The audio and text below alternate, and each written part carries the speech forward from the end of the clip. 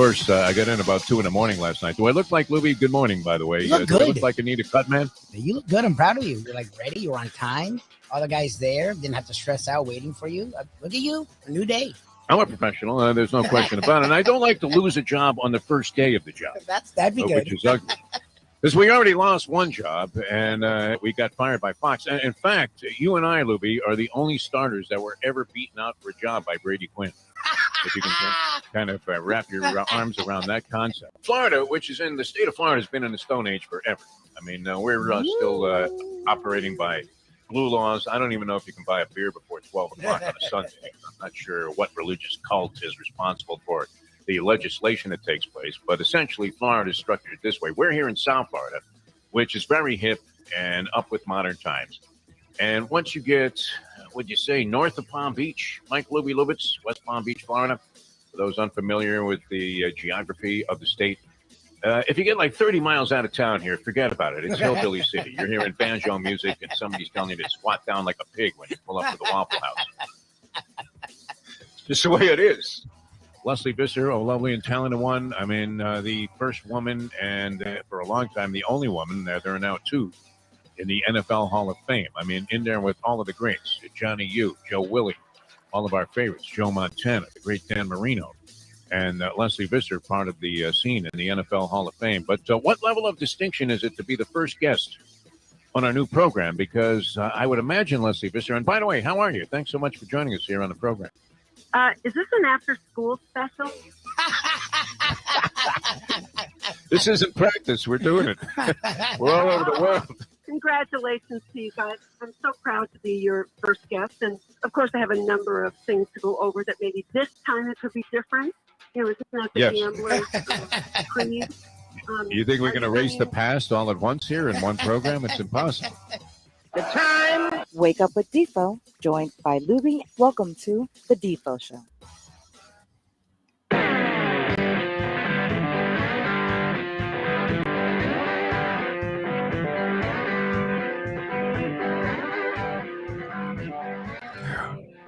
On what's been a soggy aftermath to a weekend here on a Monday morning here in South Florida, coming to you out of the beautiful confines of Fort Lauderdale, Florida. Jeff Deforrest, Mike Lubitz on Ion Channel, and very happy to have you with us here on this fine Monday morning. What would be a tragic Monday morning for local football fans. In fact, it wasn't a pleasant weekend on a couple of fronts here on the local sporting scene. But I welcome you to the show on Ion Channel, and also a very special consideration today.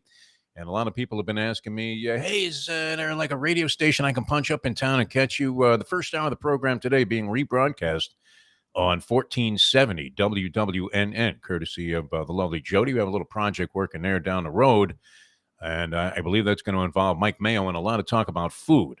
Yeah, so we're getting that thing started today and offering up our usual sports conversation that we have here on these Monday mornings. And it's always easy to do on a Monday because there were so many things transpiring over the weekend. Lubie, how are you? You finally got a big victory with your Florida State Seminoles. I gave this one out to Jack Namer.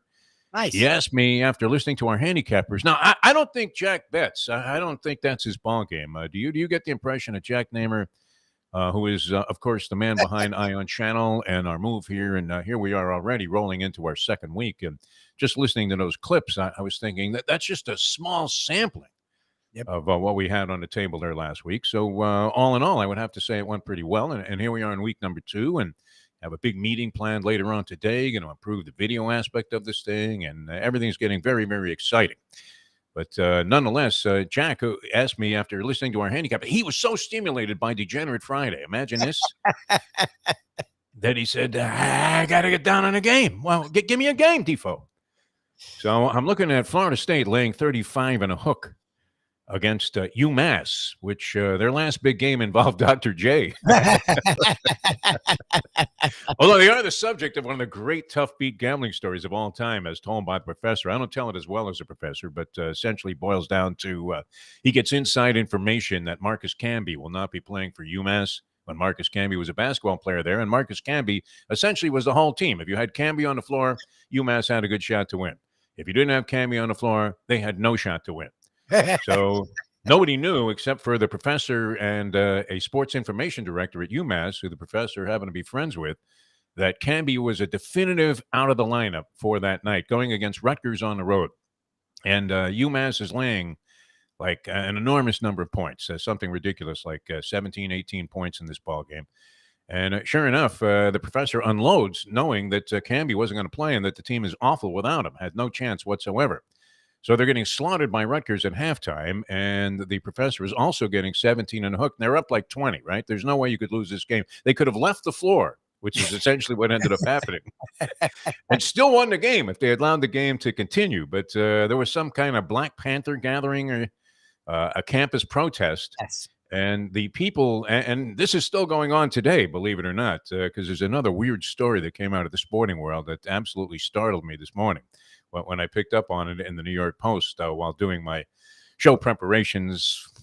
I don't know. I mean, we shouldn't get this graphic. You think they could put a camera in a bathroom here? They'll see me preparing for the show. No. There he is on the throne again, that fat Jewish kid.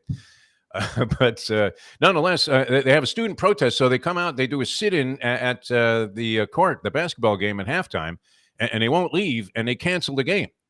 So here is the professor up like 37 points. Didn't need to do anything except watch the game transpire and have a couple of shots of tequila before he wound up and made his way to the window. And he ends up getting a no contest and gets his money refunded. At least he didn't lose in that capacity. Unlike, I got to push this weekend with the Miami Dolphins. Because for the uninitiated, I have a buddy, a desperate, degenerate gambler, but he is so desperate for action, but he doesn't really want to send it in anymore because he's kind of in retirement. He's watching his money a little bit. And so he only bets with me. He tells me who I have. He picks the games. I book his action. It's a gentleman named Francesco. I used to play tennis with the guy. He's moved to Melbourne, but we still stay in touch with each other through this means of communication. And every time he sends me like 20 games every weekend, 10 in the colleges, 10 in the pros. I mean, the man's out of his mind, just betting every game on the board. And I'm happy to book his action because I feel like the MGM Grand with this guy, except for the fact that in the house. He also determines the line. Now, what's better in gambling than being the house? Nothing. Rarely are you going to get creamed. And if you do on occasion, like was going to happen when the Tampa Bay Buccaneers were going to cover last week against Philadelphia, which is why Goodell immediately intervened and said, I got to save our partners. You don't think he orchestrated that whole thing with Brady taking a knee? Brady, who was going for like his 600th touchdown pass, which he got yesterday. You don't think he just wanted to toss one to Gronk there in the end zone? I know Gronk was out of the lineup. Godwin, any of those fine receivers. Yeah. Man, does he have receivers. Antonio Brown is an afterthought. Yes, he is. For Tom Brady. I will say this. There's still a little zippity-doo-dah on his fastball. Is there not? I know you don't like to admit it either, because we had him as a shot fighter 5 years ago. But no, he's throwing a rock fairly efficiently, and he does throw it down the field a little bit. Because, Tampa Bay just seems to have a ridiculous edge on everybody in terms of talent, especially, their defense isn't bad either, is it? No. The Tampa Bay defense. They weren't taking on a real team yesterday, though. They may as well have been playing the Dolphins or Jacksonville. They were playing the Chicago Bears, who were awful. And all of these rookie quarterbacks that came in the league, a lot of them took it on the chin. The only guy that's any good is the guy you hated. And that's what? Mac Jones, right? Yeah. Of course. You thought he was awful. He looks like the second coming of Tom Brady as New England put up a 54 spot. But anyway, getting back to Francesco. So he gives me the lines for these games, and they're always off in his favor, always. And he does not believe in the hook. I guess whatever flip phone that he has when he sends me this information via text does not have the half symbol. So he rounds it off to the number that's always in his favor. Now, that game, the Dolphin game yesterday, went off 2 and a hook, I believe, Lubie. Is that not correct? 2 and a hook? Yes. 2 and a hook. Now, we know that the hook, the dagger, the sword of Damocles in gambling is probably the most painful and the most dangerous weapon anywhere in the world. I don't want to make a bad reference to that Alec Baldwin thing. Wow, what a hideous story that is, huh? What? They weren't blanks? Wow. That was a tragedy of enormous proportions there. And, there's just, what can you say after that, right? Like, how on earth could something like that happen? So, anyway, of course, the Dolphins ended up, they were getting 2 and a hook in all books all around the country. You could have gone to the worst criminal bookmaker somewhere in the Kremlin as a known enemy of the state, and you still would have gotten accorded 2 and a hook on that Dolphin game with the Atlanta Falcons. But the Falcons end up winning the game by 2 points, and so that turned out to be a push on the Francesco card, which was ugly. But Jack had no problem with Florida State. They win, 59-3, Lubie? Yes, they over covered. a very weak UMass entry. Yes. Wow, what a disgrace. I mean, Florida State's beating somebody by 60 points.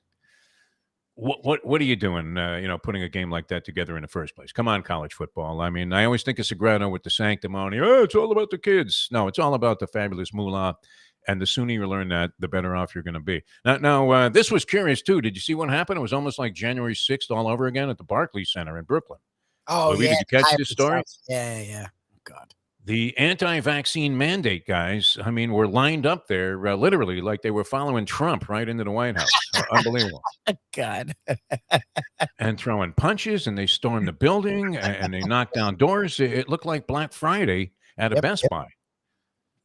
That is a shame, too, that it's always the poor part-time schmick that just took the job there. He's trying to get, like, a little money together and make $45 so he could buy his kid a teddy bear. And that's the guy that gets trampled when they open the doors to the Best Buy, whenever they open up the doors there, any of those electronic stores, on a Black Friday, the shopping day after Thanksgiving. That's what it looked like at the Barclays Center. What kind of moronic behavior is this, Mike Lubitz? That people, and look, attaching themselves to the cause of a guy who you would have to say is absurd at best. Kyrie Irving. I mean, this is a guy that's lighting incense, and spreading it all around the floor before a basketball game. I mean, it's one thing LeBron throws that chalk up in the air, but, this guy's legitimately and certifiably crazy, as testified to here on the program by no less of an authority on that than Neil deGrasse Tyson. Who told us, much like I used to say about John Rocker, who gives a flying one about what some hillbilly relief pitcher thinks about the state of the world and humanity? Nobody. No one. And really, who cares about, what Kyrie Irving is saying about these various things? I don't know. I mean, in my opinion, he happens to be wrong on this. There's a responsibility there to, protect the people that you're playing ball with. I mean, there's a lot of spit flying in those basketball games, is there not? There's a lot of everything. There's sweat, everything. There's fluid. There's coughing. You're face to face with a lot of people. Yes, get the vaccine. Blood, sweat, and tears, flying all over the place. But anyway, they storm the building and they break down the doors, and they hurt a lot of people in the process, and it got ugly, very ugly, Lubie. What I don't get is what I don't get is what do they think that's gonna do? Like, I'm all for protesting. That's the funny thing is I don't care what side you're on. As long as you're peaceful, I'm okay. But in the end, the protests, especially violent ones, don't work because all it does is get people against you. And now your cause gets forgotten and your protest violently is all that's remembered. I think these people just jumped on the bandwagon there and used Kyrie Irving as kind of a tool. Of course. Do they really care about Kyrie Irving? I'm surprised most of them could find the Barclays Center. But anyway, that happened yesterday. They stormed the building in protest over the vaccine mandate that's keeping Kyrie Irving out of the lineup. Weird stuff. The other thing that struck me is the crawl. Now, I don't know if this is just on Fox. The Dolphin game yesterday was on Fox against the Atlanta Falcons. And they have a crawl running incessantly throughout, talking about how the lead is gamble responsibly. This was the subject of my Deal Volkswagen Deforrest files, which we now air on the Believe Podcast Network, one of our many affiliates. We have more affiliations now than Jeff Gordon, I think. He's driving. He would have like competing oil companies. Yes. One on each sleeve, right? There's Pennzoil over here, Lucas Oil over there, oil dripping from his chin. Exxon. No, those NASCAR drivers really knew how to do it. I mean, you think we're whores in this business when it comes to advertising, and we love all of our sponsors. And let's face it, we wouldn't be alive today. Rumors of our death would not have been greatly exaggerated if it weren't for these fine people talking about Deal Volkswagen, and Hialeah Park, and Gulfstream, and Destination Sport Miami. I mean, a lot of good people. JJ's, Jimmy Johnson's down there in the Keys. John and Jimmy going to join us later on. Not much to dissect, though, in his Dolphin game, is there? I mean, Tua actually played pretty well. Had two bozo plays, that one pick in the end zone when the Dolphins were driving early in the ball game. real bad throw. And I don't know, what was he looking at? He was probably looking at the same thing Chris Greer was looking at when he goes over his draft board. Yeah, this guy stinks. Let's take him. I'd rather have Pam Greer drafting players. What the hell happened here? How after 2 years of a tank job could you be this bad? 1-6. I mean, that was ugly. But it wasn't on Tua yesterday. He did have one bozoic play.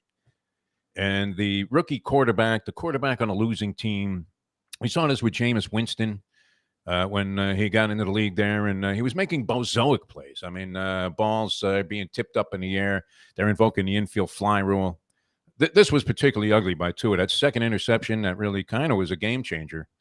What was just a brick. The Dolphins had just received a turnover on a great play. Their defense had been getting picked on all day, but they weren't giving up a ton of points. They're still in the ball game if they can execute and implement a couple of drives late, which they did. And you would have to say that was serious signs of life, because the Finns have a habit of marching right down the field on their opening drive. Yes. And that's all dink and dunk. And then the other team decides, well, they're never going to throw the ball more than 5 yards down the field, so why don't we just stack everybody up in there? Yep. All of a sudden, I'm Al DeRogatis. You don't need a telestrator to see this. They're putting like 11 guys within 3 yards of the line of scrimmage because they know they're not going to be challenged down the field. And the other team catches on, and then the Dolphins get shut out for like the next 2.5 quarters before they finally picked it up out of desperation. And it proves once again, Lubie, a point that we try to emphasize here on the show. Desperation is indeed the mother of invention. So the Dolphins drive back. They take the lead. And you know what's going to happen. 2 minutes left in the game. And here's Matty Ice, who they could have drafted, 15 years ago? Instead, Bill Parcells, the tuna, who has helped start the trend towards the bottom of the ocean, my friends. Yep. It was the tuna. It's all on the tuna. Why don't we go back to the tuna? Bill Parcells, we thought he was going to be the savior.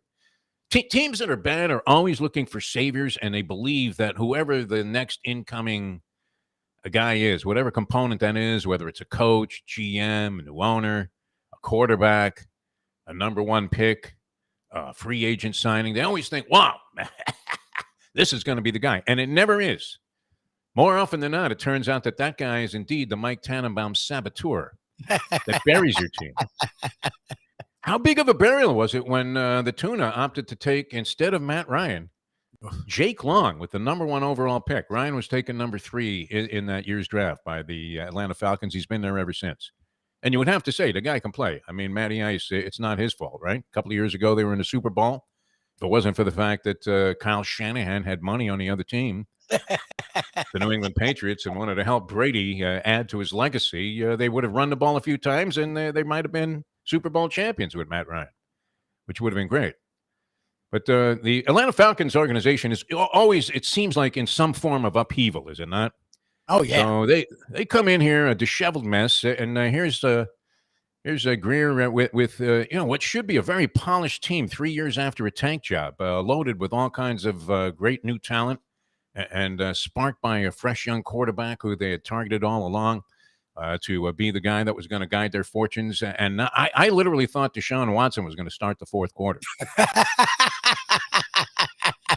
All right. Chris Greer's on the phone the entire first half. Hey, we'll take him. No, I don't care. Tell his lawyer to call me. Tell his lawyer to call me. A disaster. No. A lot of things around the National Football League. The Chiefs, wow, how is it possible, Lubie, that the Chiefs stink? The Chiefs. Yeah, what happened? Like, the NFL is so weird. Like, teams will be garbage and you think they're done. Like, now the Colts all of a sudden look like a real team. The Chiefs look like the dynasty to take over for the Patriots, and they're a disaster now.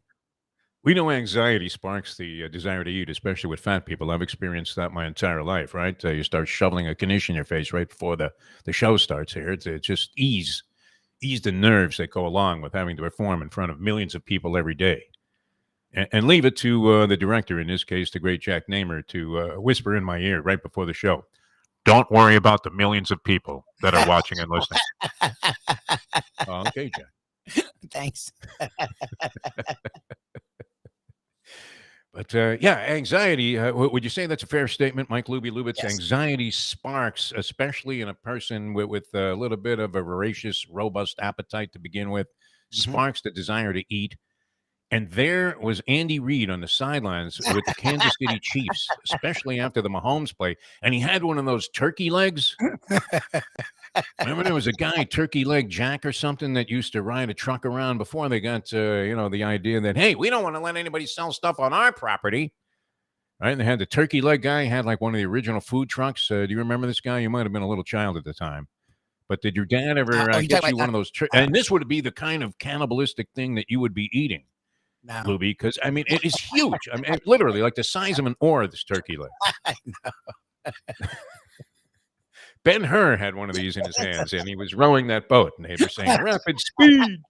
I'd hit the table, but I'm afraid I'm going to knock us off the air here. So Yeah, don't. assume the drumming sound effect. I got it. But man, he was just feeding his face there. I mean, he didn't know what to do, Andy Reid. The fat man speaketh. And he was, hiding behind that play card, but right behind it, I mean, he may as well have been eating a whole wild boar while he was watching his team go down. But they're 3-4, huh? Yep. Yes, they are. I think they are like an atrocious number against the spread, speaking of gambling. And I want to get back to this whole thing. Gamble responsibly is a crawl now on NFL games, constantly rolling. I love it. And they give you like the number of like Gamblers Anonymous. I mean, so what are we saying here, NFL? What's going on, National Football League? Who are your real partners? Are they the fans? Yeah, exactly. I mean, why is Goodell on the horn to the head odds maker at the MGM Grand? Okay, the second half, you better raise the total there.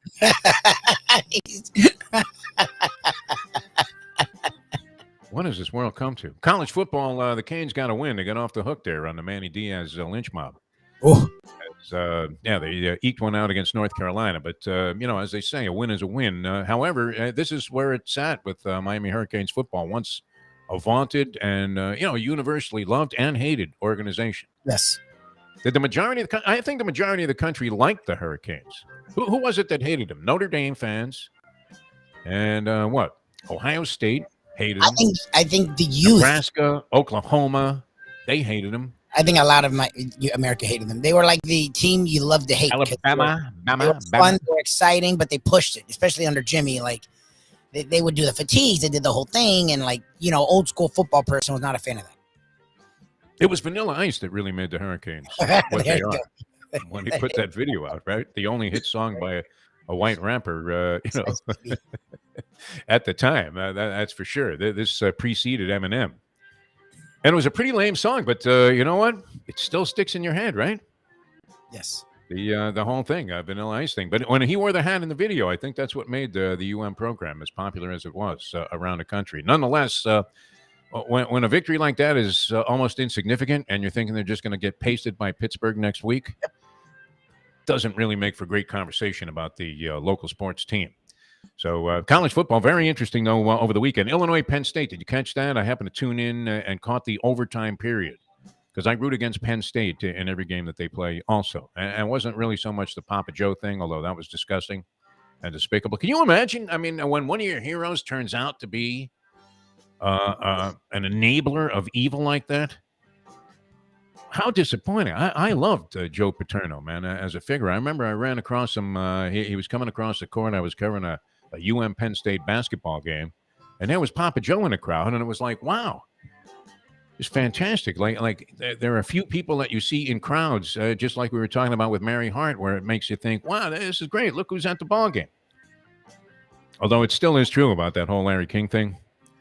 People still think he's alive, right? They still keep asking me if I can get him the money that he stiffed those Hialeah tellers because they know I go down to Hialeah all the time. All right, and hopefully we'll be there this week, later on this week with the Trivia Challenge, the Hialeah Park Trivia Challenge. I'm hoping to set that up on Thursday. I have a big meeting later on today to figure out how we're going to do that. And Gulfstream Park, Degenerate Friday, had our handicappers on this past weekend. I don't know how well they did. Lubie, I don't know if you were tracking out Mark Lawrence. I kept it. I have to track it. Yeah. Some surprises, though. The Giants winners over Carolina, and Sam Darnold benched at the Meadowlands. That's something he's used to, although he was going to the other sideline this time. The Cardinals, for real, right? Cardinals, although there was no test this week, they go against Green Bay next week, Arizona. 7-0, and Green Bay 6-1. So we realized that, and what a wasted offseason it was, talking about Aaron Rodgers. Does he not look all in and committed? I mean, he may not be a Green Bay Packer next year, but he certainly is every bit of what Curly Lambeau that would have won in a Green Bay Packer. Vince Lombardi. I want to seal over here, and I want to seal over here, and you're going to run it right through the freaking middle. Right through the middle. Basketball, your Heat lost. They came back to reality, snapped out of it after overtime loss on the road against Indiana. And they're back in action tonight against the Orlando Magic at what is it? What is that cryptocurrency? FTX, FXT, FTX? FTX is the Heat. FTX is the Heat arena, yes. They're on everything, huh? I saw a boat blow by me in the Intercoastal. I was taking a little boat ride with some friends about 3 months ago. And this was the biggest, baddest, badass boat that you've ever seen in your life. And there were a bunch of really hot chicks, scantily clad, pasties in a G-string, and they're whooping and hollering. You know how it gets, like this holiday thing. It was like Tom Vu going down the Intercoastal when he used to do that real estate ad. I come to this country. I have nothing. Now I'm a millionaire. And then he resurfaced later on in the World Series of Poker. But he always had these babes on a yacht, and that was how he introduced the fact that you could make money in real estate using other people's money, even if you didn't have a dime around the shirt on your back, which I find very difficult. Seeing as I just had the money to buy a house for cash. It fought you. And it still was hard. How is Vu doing this? Were you buying it? I mean, it's coming to the point where the whole world, as I said, has gone Michigan, right? Pretty soon you're going to see like Stu Feiner on the CBS pregame show. All right, let's go to our handicapping expert, Stu Feiner. Stu, what do you got? Well, I got two $100 specials. Just unbelievable. But yeah, he'll be playing tonight, and also in town, the Florida Panthers. Can you believe this? 5-0. I thought they might lose that game on the road to Philadelphia over the weekend. I don't know how good or bad the Flyers are. I couldn't tell you. But I'm assuming you don't hear a lot about the Flyers, Philadelphia Flyers anymore since Broad Street bullies were around.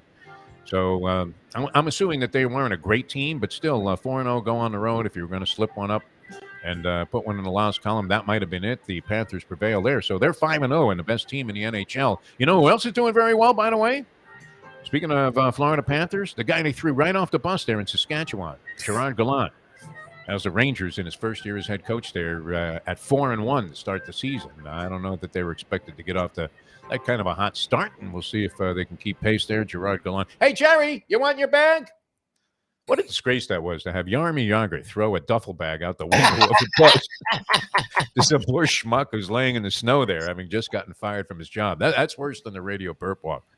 All right, coming back with a lot more. Thanks for joining us here. Ion Channel presentation Monday through Friday, 7 to 9. Actually, we go 7 to 10 on Degenerate Friday. That worked out real well. Our thanks to 1470 WWNN for simulcasting the first hour of the program today on a little bit of a tape delay. That's coming your way in the noon hour.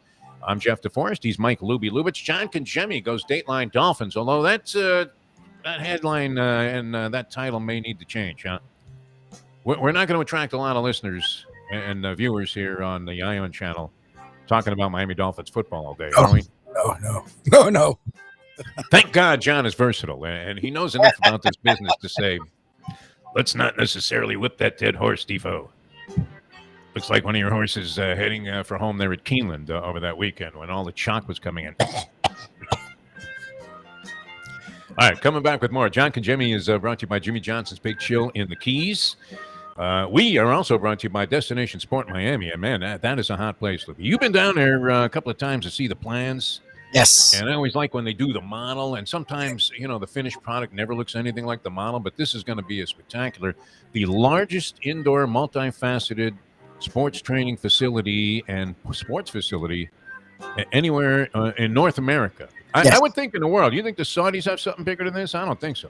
Maybe if you go to in the Middle East and one of these countries where it's only people who are billionaires, maybe, but definitely in all underground building. Exactly. You come practice exactly. here. Yeah. All right, we're gonna discount that. But no, biggest facility you're going to see anywhere. I mean, what's the square footage on this thing? That doesn't mean a lot to me. What I like is they have like 11 full, basketball courts, and they're going to have like 16 tennis courts and giant swimming pools and ice hockey rinks and football fields, all indoors. Yes. Pretty incredible. So it's going to be the ultimate training destination for anybody. It's going to revolutionize a lot of things here on the sports landscape in South Florida. Destination Sport Miami, proud sponsors of the Defo Show with Mike Louie Lubitz, which continues in a moment. Now that. The time. It's party time. Destination Sport Miami is here to revolutionize the sports landscape in South Florida. The largest indoor multifaceted sports complex in North America is on the way, with distinguished leaders of its various sports programs and unparalleled access to the finest indoor training fields and facilities. Destination Sport Miami will set South Florida apart as the destination of choice for elite athletic training and development, and for its dedication to youth programs and sports on all levels.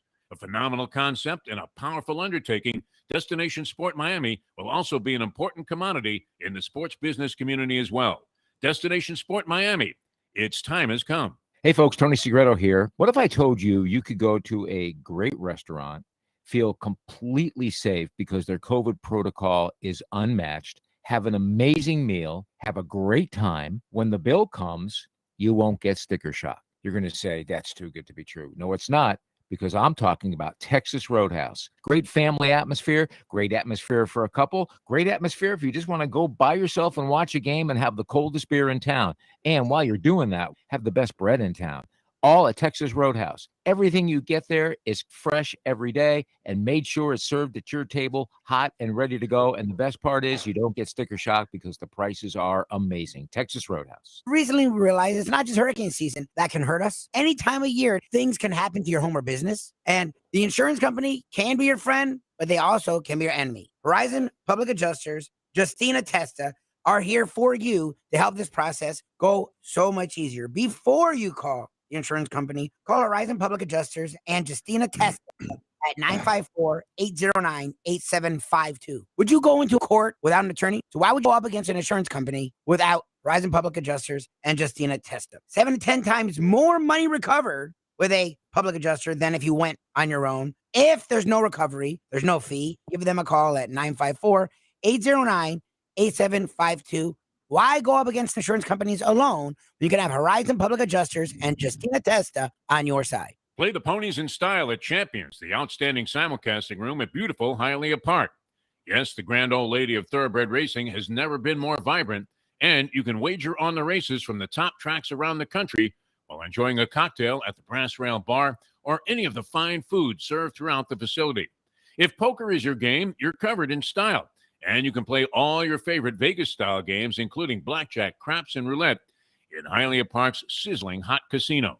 Get a player's card when you walk through the door for all kinds of generous amenities, including our favorite, free play, when you come out to the ultimate casino and entertainment destination, Hialeah Park. Hey, it's Mike Mayo, the Gambling Gourmet here for my friend over at Shenanigans Sports Pub. It's a great place to go to take in a game, a good meal, and a couple of drinks. My friend Patrick, he's been doing it a long time, and he's got 2 locations. West Side is right across from TY Park in Hollywood. And then the East Side location is at 1300 South Federal Highway in Dania Beach. Shenanigans is the place for wings, burgers, barbecue, fresh fish, anything you want, drink specials, late night dining, outdoor dining. It is the place to go, family friendly. Go to Shenanigans and tell them the Gambling Gourmet sent you. Mr. Pentangeli, were you a member of the Corleone family? Did you serve under Capo regime under Vito Corleone, also known as the Godfather? I never knew no Godfather.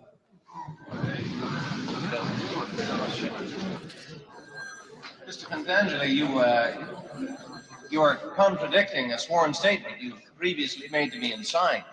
I ask you again, sir, here and now under oath, were you at any time a member of a crime organization headed by Michael Corleone? I don't know nothing about that. Oh, I was in the olive oil business with his father, but that was a long time ago, that's all. We have a sworn affidavit. We have it. Your sworn affidavit that you murdered on the orders of Michael Corleone. Do you deny this confession? Look, the FBI guys, they promised me a deal. So I made up a lot of stuff about Michael Corleone, because that's what they wanted. But it was all lies. Everything. And I kept saying, Michael Corleone did this, and Michael Corleone did that. So I said, yeah, sure. It's now time for the Defo Show.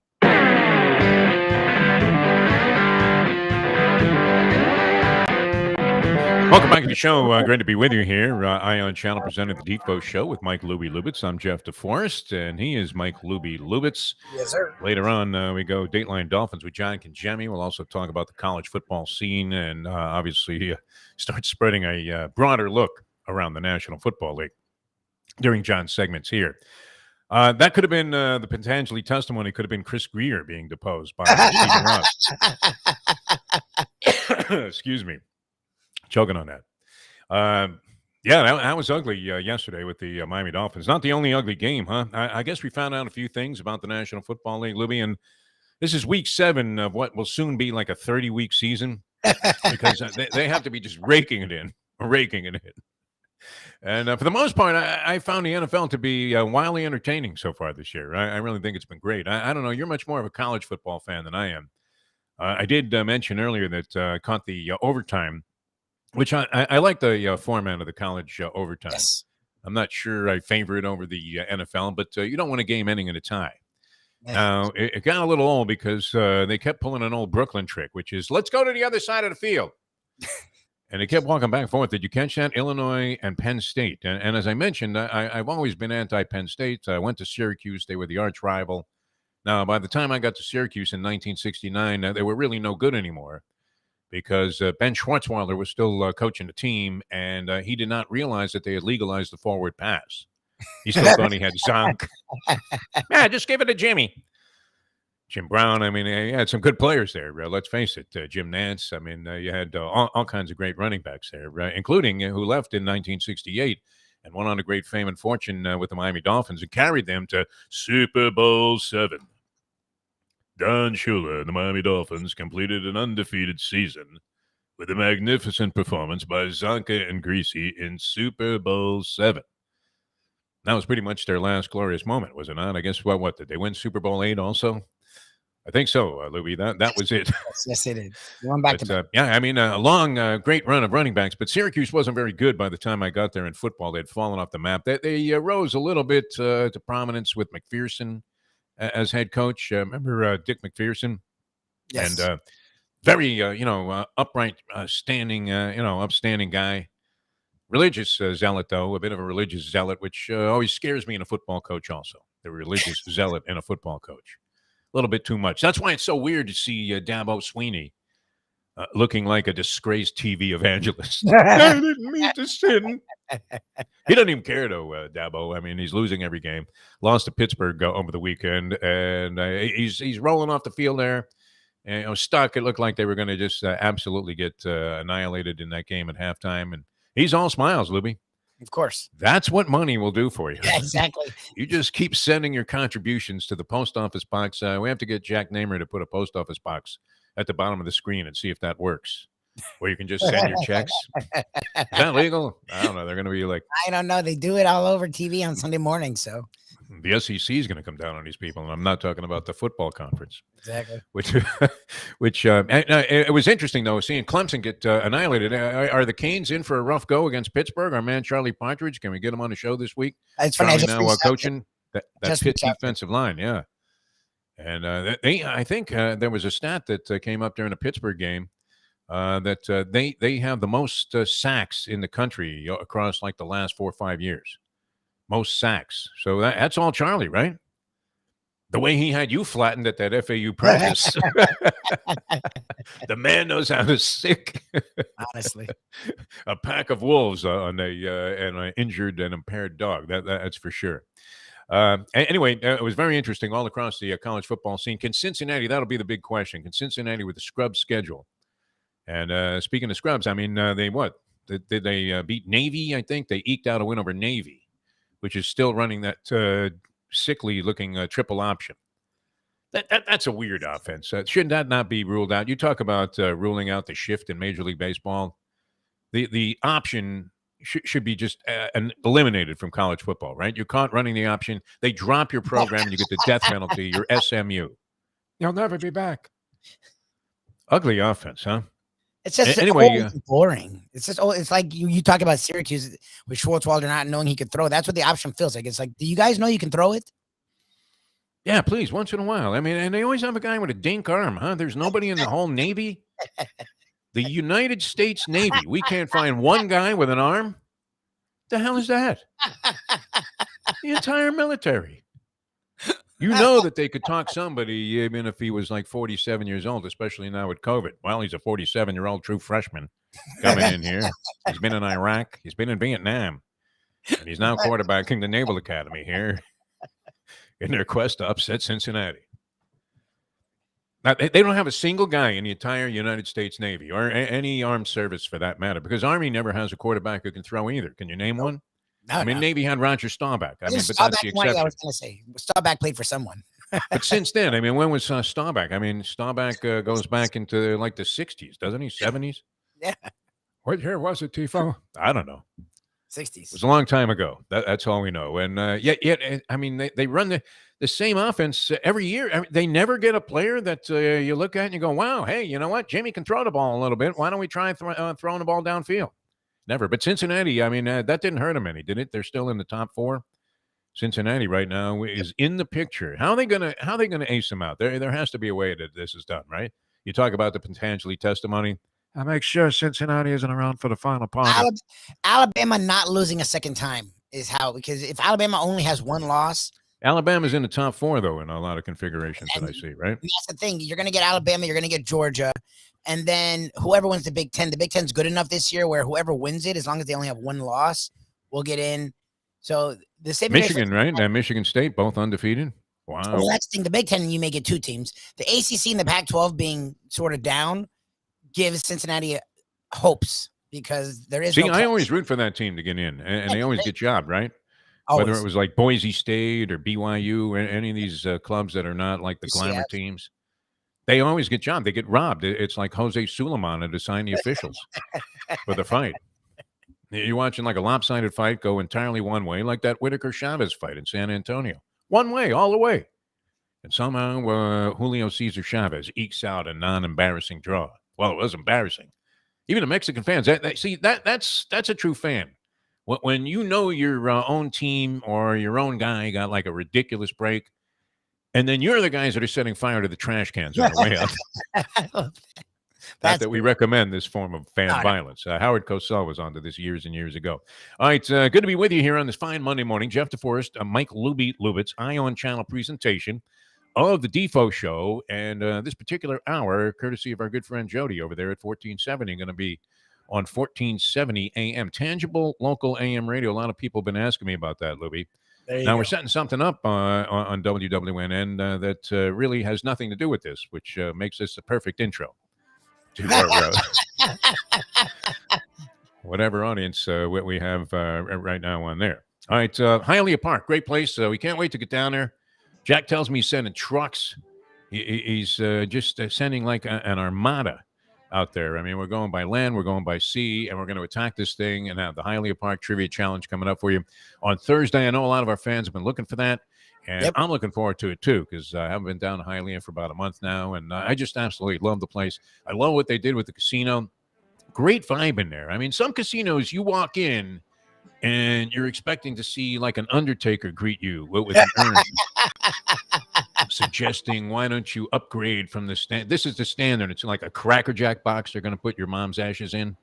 And then like for another $3, you can get this nice silver urn. So what are you going to do? And then the guy always puts it to you like, so did you really care about your mother? Yeah, exactly. Exactly. Yeah, I'm going to put her in that Cracker Jack box. And you know what? Go bleep yourself. Anyway, what they did with the casino, good vibe in there. It's not like walking into a funeral home when you go into the casino at Hialeah Park and you can win. I just spent some time in another casino that shall remain unnamed, although it was located in Pompano Beach. Machine's ice cold, man. I got frostbite on my fingertips. They're black. And it wasn't from ink, from the racing form. Frostbite. That's how cold the machines are. Steve Calabro, he has those things. Calabro should be calibrated because he has those things calibrated so that the fan is in there with a big, big shot to win. Yeah, you want to get some entertainment value out of your dollar. This is the place to go. Hialeah Park. Get a player's card when you walk through the door. It's absolutely fantastic. All kinds of freebies and amenities associated with that. We love the Champions Simulcasting Room. Hopefully coming to you live from there on Thursday morning's edition of the show with the Trivia Challenge. It's a beautiful place to go. Make it part of your social agenda to visit beautiful Hialeah Park. And we'll be back with more of this in a moment. Now that. The time. We know it's early. It's the Gambling Gourmet for Cafe Seville in Fort Lauderdale. It's one of my favorite places. It is old school joint that's serving Spanish and classic continental cuisine in a cozy, friendly setting. It's at 2768 East Oakland Park Boulevard. They're open every day except Sunday for dinner, starting at 5 p.m. You go in there, you see Joey and his better half, Sally. They are giving the greatest in service. And the food, oh my gosh, it's paella, shrimp with garlic sauce, stuffed veal chop. They serve this great, fantastic, warm sourdough bread. Go to Cafe Seville in Fort Lauderdale and tell them that the Gambling Gourmet sent you. Destination Sport Miami is here to revolutionize the sports landscape in South Florida. The largest indoor multifaceted sports complex in North America is on the way, with distinguished leaders of its various sports programs and unparalleled access to the finest indoor training fields and facilities.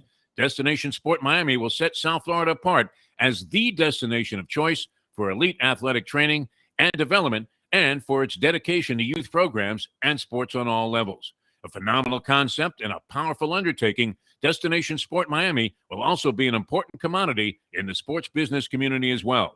Destination Sport Miami, its time has come. Hey folks, Tony Segreto here. What if I told you you could go to a great restaurant, feel completely safe because their COVID protocol is unmatched, have an amazing meal, have a great time. When the bill comes, you won't get sticker shock. You're going to say, that's too good to be true. No, it's not, because I'm talking about Texas Roadhouse. Great family atmosphere, great atmosphere for a couple, great atmosphere if you just want to go by yourself and watch a game and have the coldest beer in town. And while you're doing that, have the best bread in town. All at Texas Roadhouse. Everything you get there is fresh every day and made sure it's served at your table, hot and ready to go. And the best part is you don't get sticker shock because the prices are amazing. Texas Roadhouse. Buy or lease a Taos and take it to the house at Deal Volkswagen. Anna and her team make your next VW purchase or lease so easy with new inventory rolling in daily and the biggest selection of certified pre-owned vehicles in the business. You can make your deal online at dealvolkswagen.com or visit the beautiful showroom in the classic location, 3601 Bird Road, right in the heart of the Gables. Or give Anna and the team at Deal a call at 305-448-DEEL. Jettas, Passats, Tiguans, Atlas models, and the hottest vehicle in the industry, the new Taos, all at unbeatable prices and all ready to roll off the showroom floor at the #1 Volkswagen dealership around, Deal Volkswagen. Since day one of Old School, we've had Catholic Health Services be part of our family. They are recognized as the quintessential rehab facility in the Southeast for strokes, but it goes well beyond strokes because Catholic Health Services is in the community of South Florida to help the community stay healthy. And if they're not healthy, get them healthy and get them back on their feet quicker than they could have ever expected. They do it every single day. It's step and repeat, 24/7, Catholic Health Services.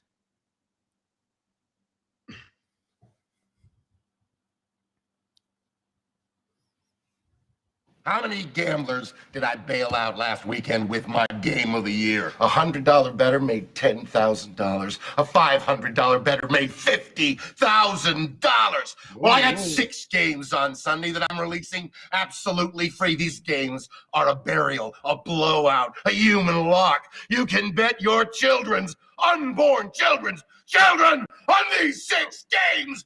Absolutely. Whoa, I believe. We now return to the Defo Show.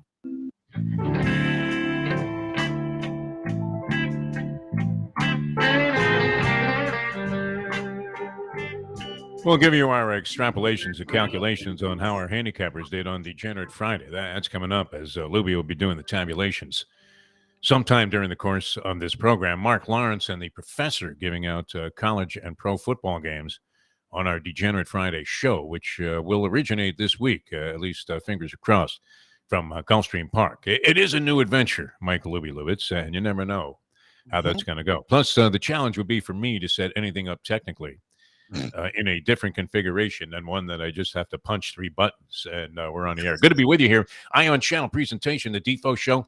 I'm Jeff Deforrest. He is Mike Lubitz. Later on, actually, in just about 15 minutes, we'll be going Dateline Dolphins with John Conchemi. But don't be misled by the title of the show. That was something that we thought was going to have a lot more impact throughout what we thought was going to be a very positive season. Could we have been more dead wrong about the Miami Dolphins this year? I mean, they're sitting there at 1-6. They're one of the worst teams in the league. The only team that's keeping them from being at the very bottom is the formerly, coached by the Miami Dolphins, formerly coached by Dan Campbell and the Detroit Lions. And we are waiting for. I don't think he's going to resort to human sacrifice, but certainly some animal is going to go up and smoke, man. It's going to look like the Peking duck house. They'll just be hanging from strings there in the window. You come here, you get the best in the world. Dan Campbell has to be going crazy, man. Now 0-7, and they used every trick in the book. Everybody, the fans really love trick plays, did they not, Mike Lubitz? What is usually the thing after about 3 or 4 hours? I used to do these dreadfully long post-game shows, epitaphs, if you will, about Dolphin losses. 4 hours on the air, and the phones would be ringing off the hook, Lubie. This was a different era, because if you looked at the house yesterday, much like the Panther fans who were showing up disguised as empty seats, wow, that was fairly empty for a Dolphin game. Did you catch any of the crowd shots on TV? They were a little embarrassing. You could hear the guy in the truck going, Lou, don't show the stadium anymore. It's empty. That's the thing. They didn't show it a lot, but whenever they showed it, you could tell it was like, okay, fans are sick of this. Look, I mean, they're now 1-6, and you can blame Tua, and that's fine, but it's not Tua. You go get Watson, go get Herbert, whatever. This team is still going to be 1-6. They have a lot of deficiencies, and it's squarely Greer and the one and only Brian Flores are both on the hot seat right now. Rosie Greer, Pam Greer, or Chris Greer? Who would you rather have? I guess I'd go with Rosie on that. Pam Greer checked out a while back, did she not? Pam Greer? I don't think she's still around. She's Pam alive. Greer, dead or alive? That's the question of the day. Also, this hour of the program being simulcast on 1470 WWNN on a later airing. And if you guys are catching that, that's great. I'm going to be driving later on, so I get to hear myself, which is good. Well, I mean, I'm not a big fan of saving tapes or anything. You know me, Lubie. I don't like to listen back to stuff because it would scare me. Really? You've been selling that shtick for 40 years, Defo? It's time you found a new job, a new line of work. All right. And we mentioned this, and I wrote an editorial that'll be on the Believe Podcast Network later on today about how this is a shocking departure, is it not? The position of the National Football League to the point where they now have to issue a disclaimer at the bottom. Is that by league mandate? Was that just something that the people at Fox Broadcasting, is that common to other NFL telecast, Lubie, where part of the crawl, you know how it says the lead, and you're thinking, okay, this is going to be a big story. And the lead was, if you're going to gamble, gamble responsibly, which is an oxymoron, is it not? I mean, they're mutually exclusive. Gamble, think about that. Gamble responsibly. There's no such thing. It can't exist. It's jumbo shrimp, my friend. It really is. If you're not like doing parlays, 18 parlays, if you just have 1 or 2 plays, you're very strong. Well, why is that any less responsible than just sending it in on a team that is going to beat you by a dagger, by a hook, like a Ginsu knife going right through your back there? I thought I got knifed right in the back. One of my favorite lines I ever got in an interview. The great Benny Giorgino, after his fighter got jobbed on a really poor decision in the ring. Thought he got knifed right in the back. That hook is the dagger. It is a sword of Damocles, as we mentioned earlier. It is the rake. I mean, and in the game of poker, in the game of life, women are the rake, right? That was the line from the worm in the great movie Rounders. And in the game of gambling, any gambling game, the hook is the rake. Wow. How many people? Now somebody wins and somebody loses on that, but usually the majority of people lose. In this case, and what is it? Can you give me a copy of the Jewish Journal, Lubie, and see if they had the Dolphins only getting 2 points in this game? Everybody in the world had 2 and a hook. That's like that game Segredo told us, where he was getting 17 points on a game that the rest of the world was having to deal with 14. Getting like 12. Like, Tony, give me the number of your bookmaker, man. This man is obviously some kind of philanthropic guy that doesn't belong in the business. I mean, he will soon be broke making lines like that.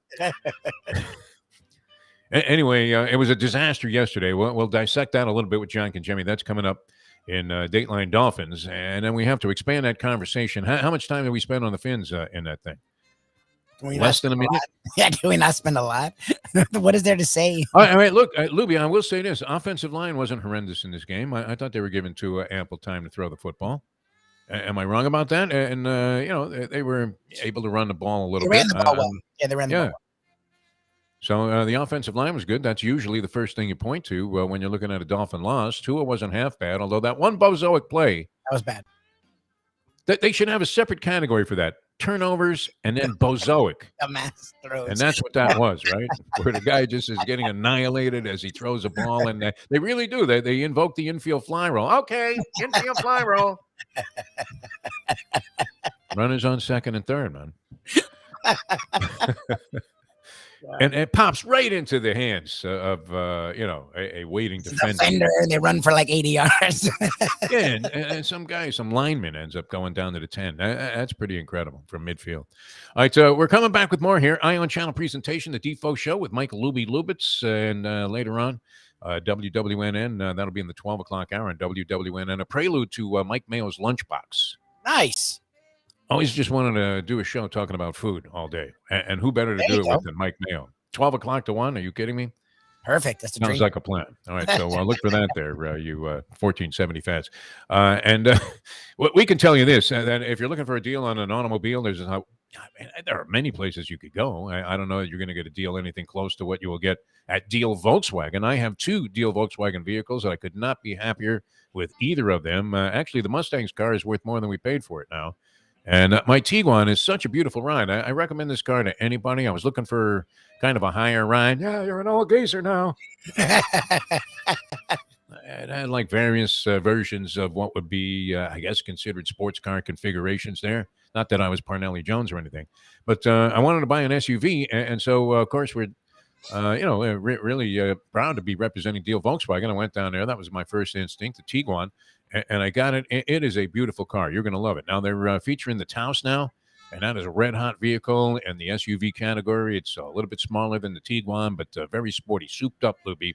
So if you were looking to combine the thrill of, being able to handle a hot car and at the same time have an SUV, honey, we're going to Costco. The Taos, man, the way to go. Anna makes buying a car down at Deal Volkswagen so simple, so easy. I mean, she's just a pleasure to deal with. Her team is top-notch. You're going to love it. 3601 Bird Road in the heart of the Gables. If you're here in South Florida, online at dealvolkswagen.com, or anytime you have a question about any of the inventory, and a red-hot market for certified pre-owns, and they are leading the pack in that category, just setting it bar so high and knocking it out of the park with the certified pre-owns at Deal Volkswagen.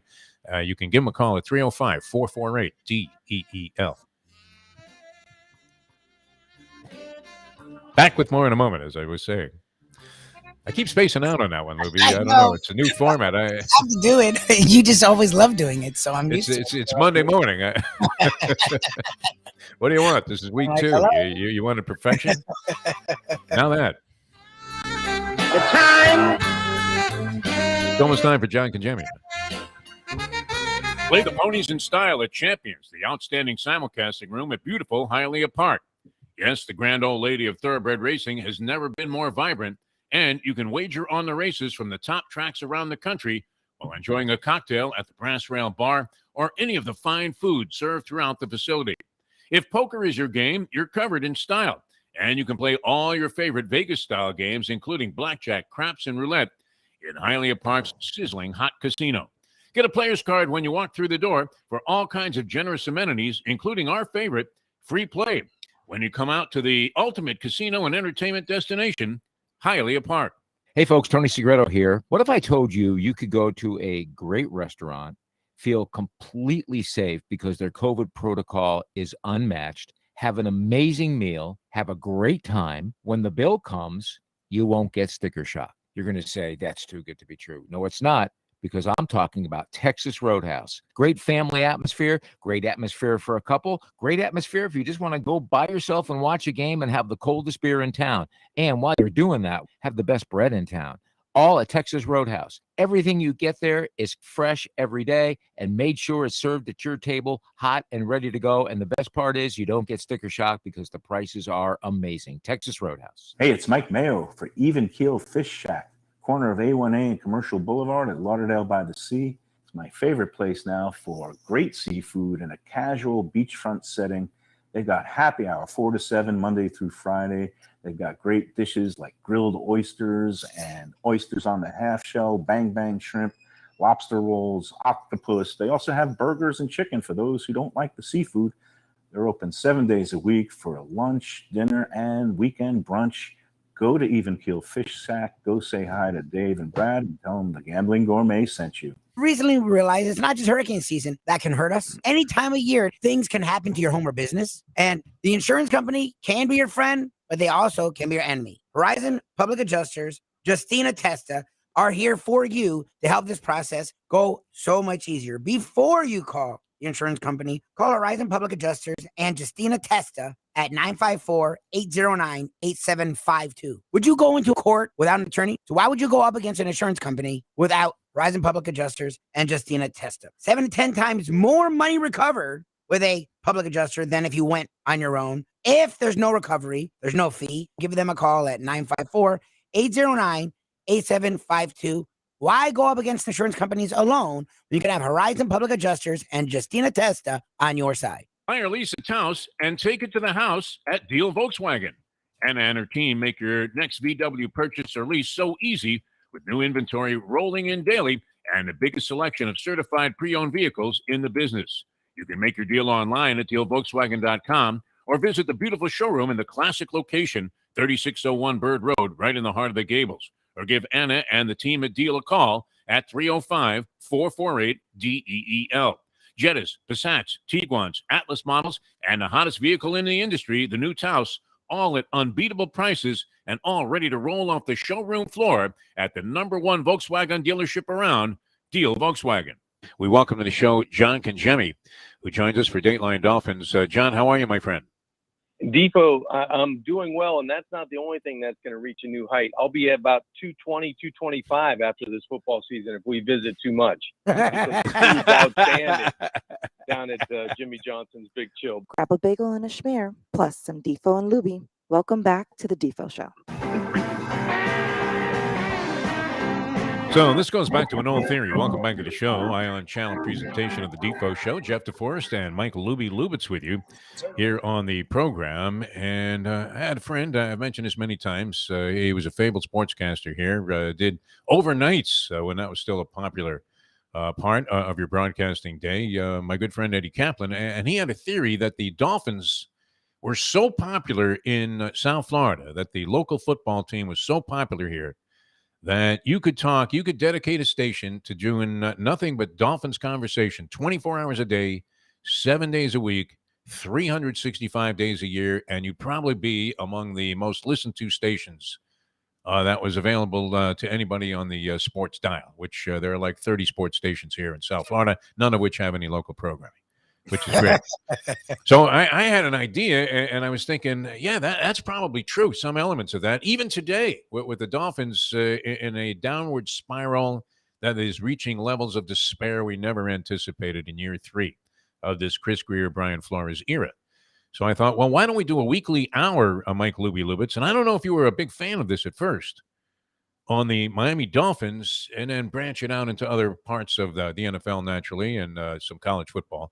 And we'll get John Congemi, one of the great ESPN analysts, and everybody knows John to be a real gentleman and a guy who's going to speak the truth. And he was with the Finsiders there for years, so he really couldn't let go. You know, this is like John Congemi Unchained. So I thought this was really going to be great. Now, I was anticipating a good season, but we're already having to bury the Dolphins, are we not? I mean, we introduced John now with a chorus of taps as we welcome to the show. And this is a guy you saw on ESPN for like 21 years, and you still see him on TV. There's no channel he doesn't pop up on, right? But what was I watching, John Congemi? Like CBS Sports late night wrap-up show, and there's John Congemi with the analysis. And pretty soon you're going to be replacing like Elliot Rodriguez on the nightly news. John, how are you, my friend? I'm doing great, Defo. Lubie, I'm doing fine, thanks. Good morning, sir. You know, a tough loss. Good morning, guys. A tough loss for the Miami Dolphins. The second game in a row that a kick on the final play takes Miami from a W to a loss, or at least getting him into overtime. It was one of those games where you just felt like Miami was going to find a way at home to win this game. But, Matt Ryan put together a great drive at the end. And, gosh, what can you say about Kyle Pitts, their rookie tight end, 7 catches for 163 yards. It didn't matter who the Dolphins defense lined up man-to-man, zone, double coverage. It didn't matter. Pitts was making plays, and the Dolphins unfortunately came up a couple of points short and a couple of plays short, and I think that's all it was. It was a few plays in that game that turned the Miami Dolphins from the win column to the loss column. Lubie and I are in dispute over this. I thought I heard the announcer say that Pitts was doing all right, that he had like a lot of catches and yards for a guy as a first-year tight end. Lubie said they were discussing him as if he was a bust before this ball game. But I love the approach that he had. I mean, what a gigantic talent this guy is, and I mean that both literally and figuratively. And he looked like Roberto Duran running around the ring after he beat Sugar Ray Leonard in that fight in Montreal. When he was rolling around the ring in defiance of everybody raising his hands. He was just looking Xavier Howard in the face and making catch after catch right on this guy, one of the best defensive backs in the league. It looked to be just an incredible talent. But was he not having a decent year but before he got into this ball game? It wasn't like this was a giant surprise, was it? Well, it wasn't like the Falcons were on fire either. You know, they were a 2-win team coming in. And Calvin Ridley was leading the team in receptions. Cordero Patterson, who is a running back / slot back / wide receiver, he can do anything. You know, he had 25 catches. Ridley had 27, and Pitts had 24. But Pitts was leading the team in yards, and he was also leading the team in yards per catch.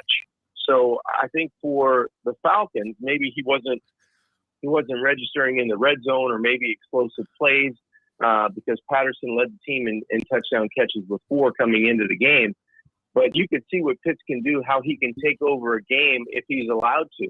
And if Matt Ryan has time to deliver the football and the Falcons can kind of get some complimentary football going on their side. And he's a one-in-a-lifetime type of tight end. I mean, he's 6'6", 245 pounds, has the catch radius of, Wilt Chamberlain, right? He's in the middle. Yeah. He can just throw it down in the blocks and he's going to catch it, or he's going to be able to box you out and be able to make a play.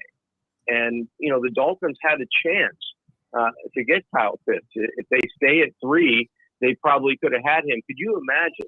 No matter what happens, obviously you don't get Waddle maybe in that scenario, but you have Gesicki and you have Kyle Pitts. Put out cardboard boxes, to fill out the rest of the wide receivers. Exactly. You're going to be able to dominate the middle of the field, and you're going to be able to get explosive plays. So that was the type of scenario I had in my mind going into the draft. They get a guy like Kyle Pitts, you match him 1 year with Gesicki, you see how it works, and then you figure out if you're going to extend Mike, because he had another good year, and you get another wide receiver, veteran guy on the outside. So that ship has sailed. The Dolphins end up losing by 2 points, but I think it was a couple of plays by Tua in the game, guys, that, for the whole game, he played really well, but the 2 plays were very costly. And I think the one interception at the end down the middle, you just can't make that play. We deemed that bozoic, which certainly it's great having the insight of the great John Congemi, brought to you by Jimmy Johnson's Big Chill, mile marker 104 in Key Largo. That is a dynamite place to stay and relax, and also a great place to eat. It was interesting because Pitts was closing in on every image that anybody ever had of Tony Gonzalez, the great tight end. And even like Jeff Bezos, he's made off now with Gonzalez's current wife. I mean, that's the kind of status that this guy has achieved. So, it was a dynamite performance. Gesicki, you mentioned, also a great performance. Now, Lubie has been the ultimate defender of Tua Tagovailoa, who did distinguish himself very well at times. And they always zippity-do the ball up and down the field there on their very first drive. But, Lubie, what were your thoughts on this game with John Congemi? Well, look, I understand both of his interceptions were at the worst of times. They're about to go in for a score, and he threw it into triple coverage the first time. And then late in the game, they get an interception. They're in great field position. Yeah, he was getting barraged, but you know what? That doesn't mean you just throw it up. This is year 2. We get it. But after that, he led 2 tremendous drives where he was integral in getting touchdowns, left them with a lead with 2.5 minutes left. What I want to ask you, John, is I know you're tied in with the organization, so do a lot of stuff with them. What is the feeling around the organization? Because it feels like, to me, Chris Greer's not only on the hot seat, the door is open and one foot's out. We're also starting to hear murmurs about people not trusting Brian Flores. What are your thoughts on the hierarchy and the higher ups? Because yeah, Tua probably is going to be gone. It feels like the Deshaun Watson move is going to happen sooner or later. But that still, to me, doesn't save the team. There still is a lot of holes, and to me, it starts with the executives. There are a lot of question marks right now. You know, the Miami Dolphins are 1-6, and put any name, any organization in that slot, and take out the Miami Dolphins, you're going to say there's turmoil, there's confusion, there's frustration. You know, especially with the expectations of this team that they were going to challenge the Buffalo Bills, they were going to make the playoffs, and they were going to, potentially make a move in the playoffs with this team in year 3 with Brian Flores. So I would think there's frustration would be the main topic or the main theme around the building, because you felt like you were making moves in the offseason to bolster this team, to help a young quarterback out, to get pieces around him, to make him better, to accentuate what he does very well. And it seems like those pieces, aren't around anymore. William Fuller has left the building. Devontae Parker can't answer the bell in terms of injury. Preston Williams is in the lineup, but it's a ghost of himself. I'm not sure who's out there, but it's not the young guy that we saw over the past couple of seasons that you felt like had such high expectations. So you're kind of left with, wow, where did all the firepower go? You have Waddle, and Waddle's producing. He's 6, 7, 8 catches, 5 catches a game, but we're not using him vertically. We're not using him maybe like a Lamar Chase in Cincinnati. We're not using him like Kyle Pitts even in Atlanta to get vertical. We're not being – the offense isn't there right now for him to do that, or at least he's not being asked to do that, or the plays aren't being called for him to do that. So there's a lot of question marks. And then you throw in the equation of Deshaun Watson rumors, which, I'm sure is pissing off Tua Tagovailoa. He may not say it, but I mean, everybody's talking about it. It's like, here he comes, don't say anything. But it's been out there since the draft. Yep. And the Miami Dolphins had allowed to be out there. No matter how many times they say Tua Tagovailoa is our quarterback, behind the scenes, something's going on, because somebody's lighting the match and starting the fire with these rumors every couple of months. Yeah, I mean, Don Strock was in the crowd, and Tua started shaking. People are calling for this guy's head. John Congemi with us at Dateline Dolphins here on the Defo Show on Ion Channel, and it is brought to you by Jimmy Johnson's Big Chill, mile marker 104 in Key Largo, where we might want to chill out and down a couple of margaritas after incurring this loss. Here's the thing that bothers me, and obviously I am the ombudsman, the spokesman here for the fan, John Congemi. And that is, I'm not a fan of tanking. I hate the concept. I really do. Lubie knows I despise it. The whole idea that you would go out there as an organization and intentionally try to just, pull the rug out from underneath everything and win 0 games while you're charging fans money to get in, while you're trying to continue whatever legacy was Miami Dolphins football. It's a disgrace. I think you should try to, win every year. And this is also part of a bigger problem, I believe, where, and I don't know how you feel about this, John, but where the whole rewarding of futility, I think, is a completely backwards and upside down concept, because you're encouraging teams to do what the Dolphins attempted to do a couple of years ago. But a couple of things. I mean, I would rather see the best team get the first overall pick. Let the good teams prosper. Reward them for doing well instead of rewarding futility.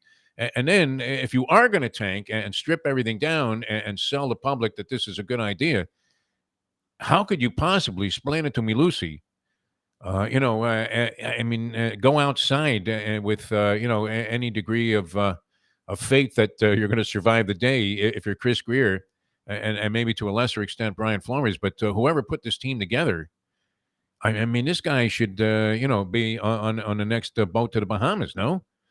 Lubie mentioned this earlier, but how is it possible to be here, 3 years into this? It seemed unfathomable that this would be the case. Well, it's definitely it's an upward time. And now you throw Brian Flores into that mix too, because he's part of the decision making. You had a football team that won 5 games 2 years ago. Last year, a football team that wins 10 wins. That was really finding ways to win games. And you looked at the nucleus of that ball club, and you saw who they brought in. They brought in veteran players. They brought in guys like Kyle Van Noy, whether he was as productive as they wanted him to be or not.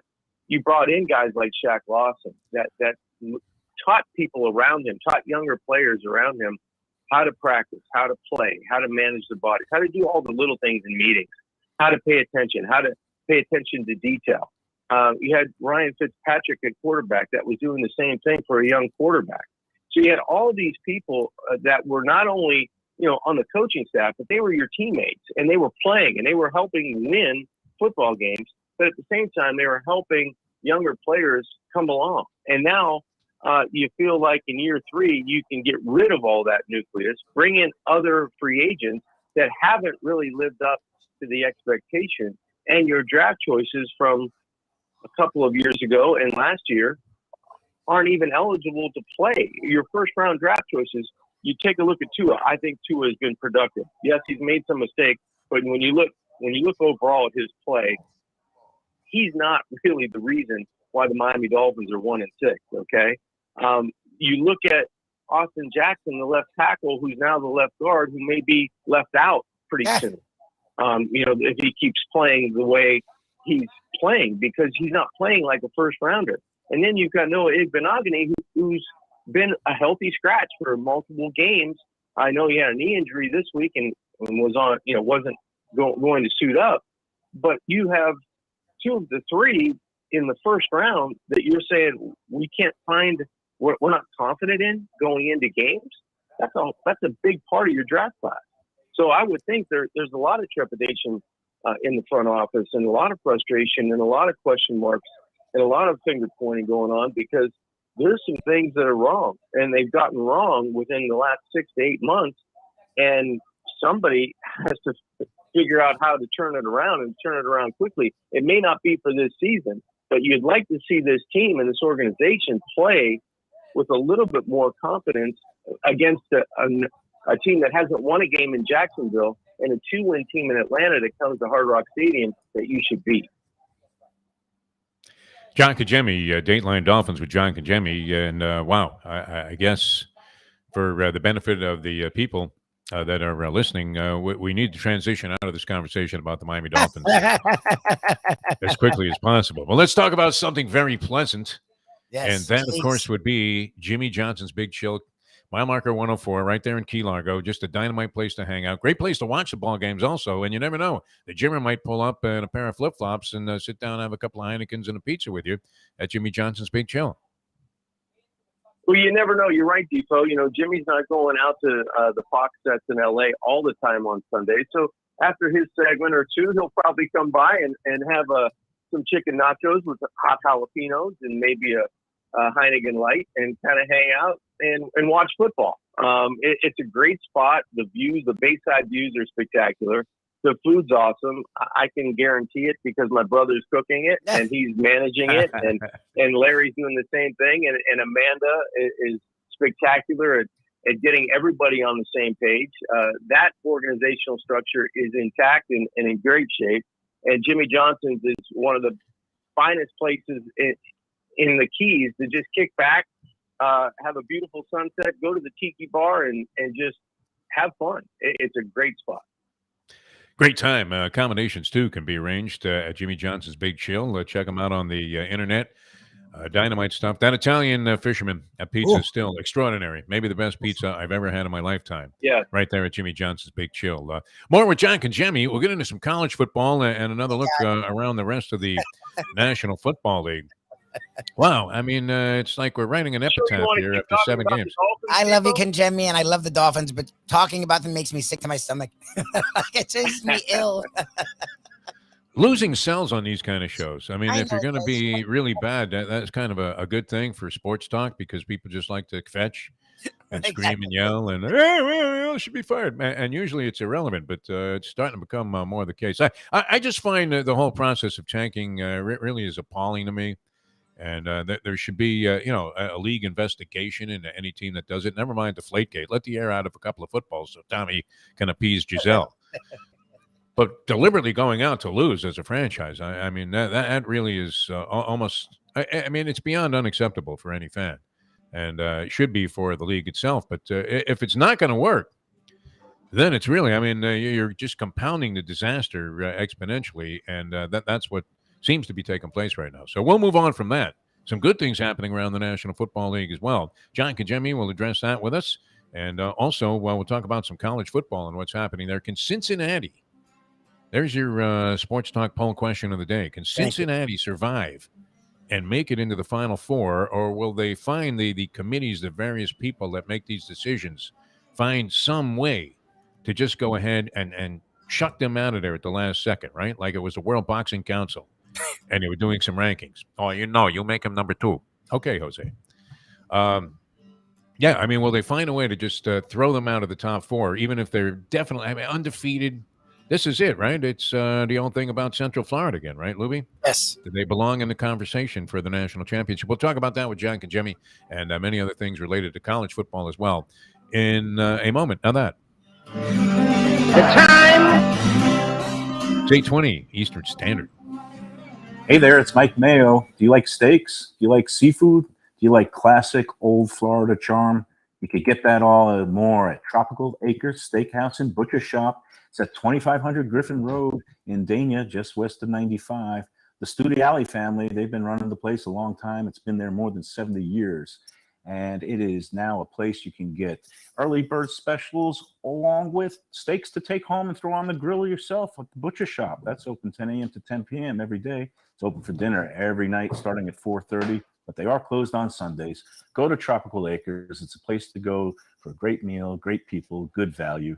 Tropical Acres. Destination Sport Miami is here to revolutionize the sports landscape in South Florida. The largest indoor multifaceted sports complex in North America is on the way, with distinguished leaders of its various sports programs and unparalleled access to the finest indoor training fields and facilities.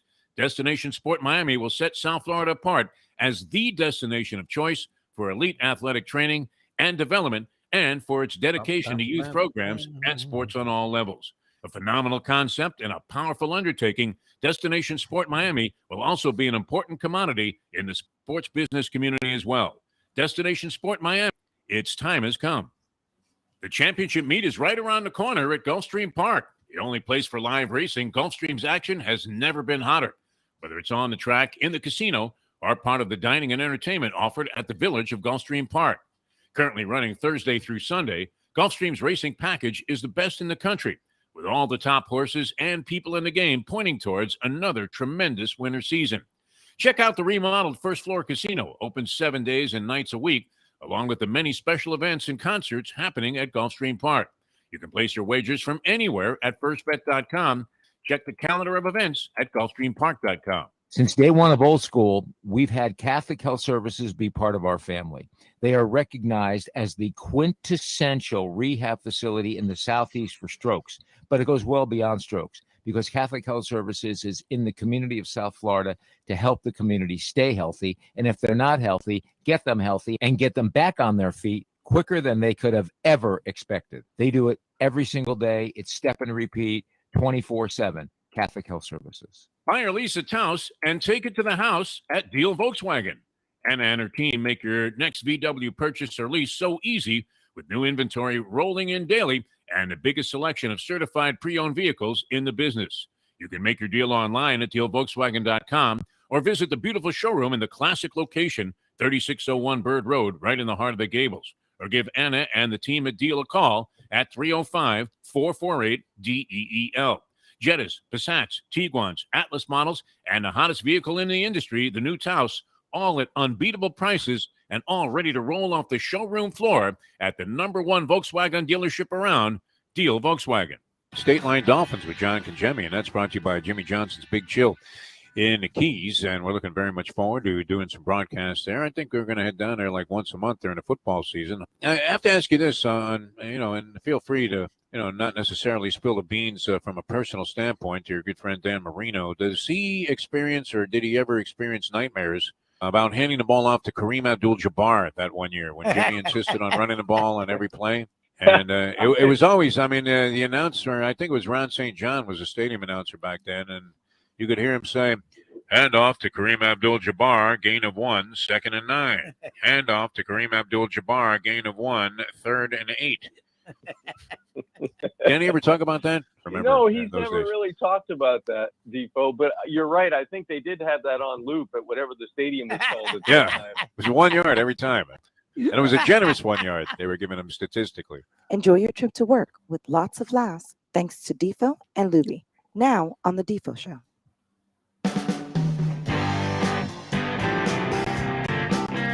It's funny, St. John would be outside the booth there having a smoke, and you would still hear, hand off to Kareem Abdul-Jabbar, gain of 1. You're right, John. I think they had that on some kind of recorded loop. John Congemi with us at Dateline Dolphins, the Defo Show, Ion Channel. Great to be with you here on this fine Monday. I think we've buried the Miami Dolphins to the extent that the embalming fluid has more than kicked in. And 1-6 now. They're going to have to peel themselves off the mat and see if they can salvage any kind of dignity out of this season. Many other things happening around the National Football League, and this would come under the heading, I would imagine, John, of a bit of a surprise. The real test coming in Week 8 for the Arizona Cardinals, who have really surprised me. I wasn't sure that Kyler Murray was going to be a real good pro quarterback. I don't know how you felt about that. The smallish guy usually gets crushed like a grape when he's trying to run around in the National Football League. We've seen Lamar Jackson have success, but also, unfortunately, fizzle out in big moments. Kyler Murray, is he a championship caliber quarterback? He's having a great season, might be the MVP so far this year. And how much of a shocker is it to you, John Congemi, that Arizona's 7-0, and then they get a little litmus test next week? I believe they travel to Green Bay, which Green Bay's playing very well in spite of all the talk about Aaron Rodgers in the offseason. Well, it's not a shock that he's having success, because you could see, even though his stature isn't what the NFL, would like to see, he's almost the fastest player or the quickest player on the field every time he sets foot on an NFL field. And his feel for the game and just being able to distribute the football is so uncanny. And he has some talented people around him to do that with. And now getting Zach Ertz, involved in their offense with the trade. So Kyler Murray's having a sensational season. I think he was, really, really efficient against the Texans. The Texans didn't put up much of a fight. And you're right, they're rolling right now. This is a team that's undefeated. They have the look of a championship team and a feel of the championship team. I just don't know if I don't think they're going to go undefeated. I think somebody's going to get them down the line. I just don't know if they're going to be able to achieve that. But I do think they're going to be in the mix, definitely, when it comes to the NFC Championship and who has a say to go to the Super Bowl. Mercury Morris has that Corbell on ice, I think, for next week. Ready to go to preserve the legacy of the undefeated Miami Dolphins of 1970. What was that? 72, 73. It was a long time ago. 72, yeah, I want to say. 73 Super Bowl they won. That was great. John Congemi with us here on Ion Channel. Great to have you guys with us. Well, we also thought that Cliff Kingsbury was another one of those college coaches that was somewhat clown-like and who would never be the kind of guy that would work out well in the hard-nosed National Football League. And he has made a lot of the cynics and a lot of his critics look really foolish. I mean, they're all having a rather generous portion of crow now, and it's just like past the great Poupon. This guy's doing great and seems to have figured out the pro game. Although, is Houston really a test? Because, they stepped all over the Houston Texans. And how happy is J.J. Watt to have been traded to the Cardinals or gone to the Cardinals after spending that time in Houston? He had to be the happiest man on the field yesterday. Oh, he looks like it. He looks like the way he's playing and the way his teammates are responding to the way he's playing, right? And I think Cliff Kingsbury, he's more like the modern day coach of the NFL than the old yeller and screamer and we got to do it this way, because that's the way the game has gone. It's it's still, you still have to have a certain amount of discipline. You still have to have a certain amount of, making sure you're doing things with great fundamentals and tackling and being able to not, have the bad penalty or the bad turnover come up. But during the week and the way you coach your team, I think it's more now leaning to the way Cliff would be in college and in the pro game than it might be for, even though Bill Belichick has had such a great run, that leaning towards that type of, that face he makes on the sidelines where he doesn't look like he wants to talk to anybody. And, he's kind of just, gruff or miserable all the time, with the media. I think it's leaning towards the other way because that's the way the players, that's the way they practice. That's the way OTAs go. That's the way training camp goes. That's the way the time allotment that you have with the guys in the building. I think it's more leaning towards that college style of coaching rather than the Zimmer in Minnesota or, some of the guys that aren't going to adapt and be with the younger core of your nucleus of team coming from college is. I would imagine Vic Fangio is a lot of fun too. Yeah, well, Vic, like 100 years old. They made him the head coach there. Friday, right? Yeah. Hey, get the old guy every day for lunch. Jesus. John Kajemi with us. Lubie, you're all in on this conversation, no? Always loving our time with John Kajemi, even if it's more Desperation Dolphins than Dateline Dolphins here on Ion Channel. Just check us out, ionchannel.com/the-defo-show if you want video. If you're on the video and you got to go, but you want to keep listening, defoandlubie.com/live. Each and every Monday, we talk with the one and only John Kajemi at 8 a.m. Eastern time. Okay, so you talk about a team, the Cardinals, that people had hopes for, but weren't sure exactly what they would be. Now, they look great. A team that everyone thought would be great and continue to be great. And is not only disappointing, it's just strange, is the Chiefs. They retooled the offensive line. People thought that was an upgrade. Retooled the defense. People thought that was an upgrade. They bring back almost the entire offense, and Mr. Mahomes, the best quarterback in the NFL. And now they're 3-4 and just got shellacked by the Tennessee Titans. What are you watching with the Chiefs that is describing what we're seeing? Because to me, Mahomes is still there. You still have Reed, and they look lost.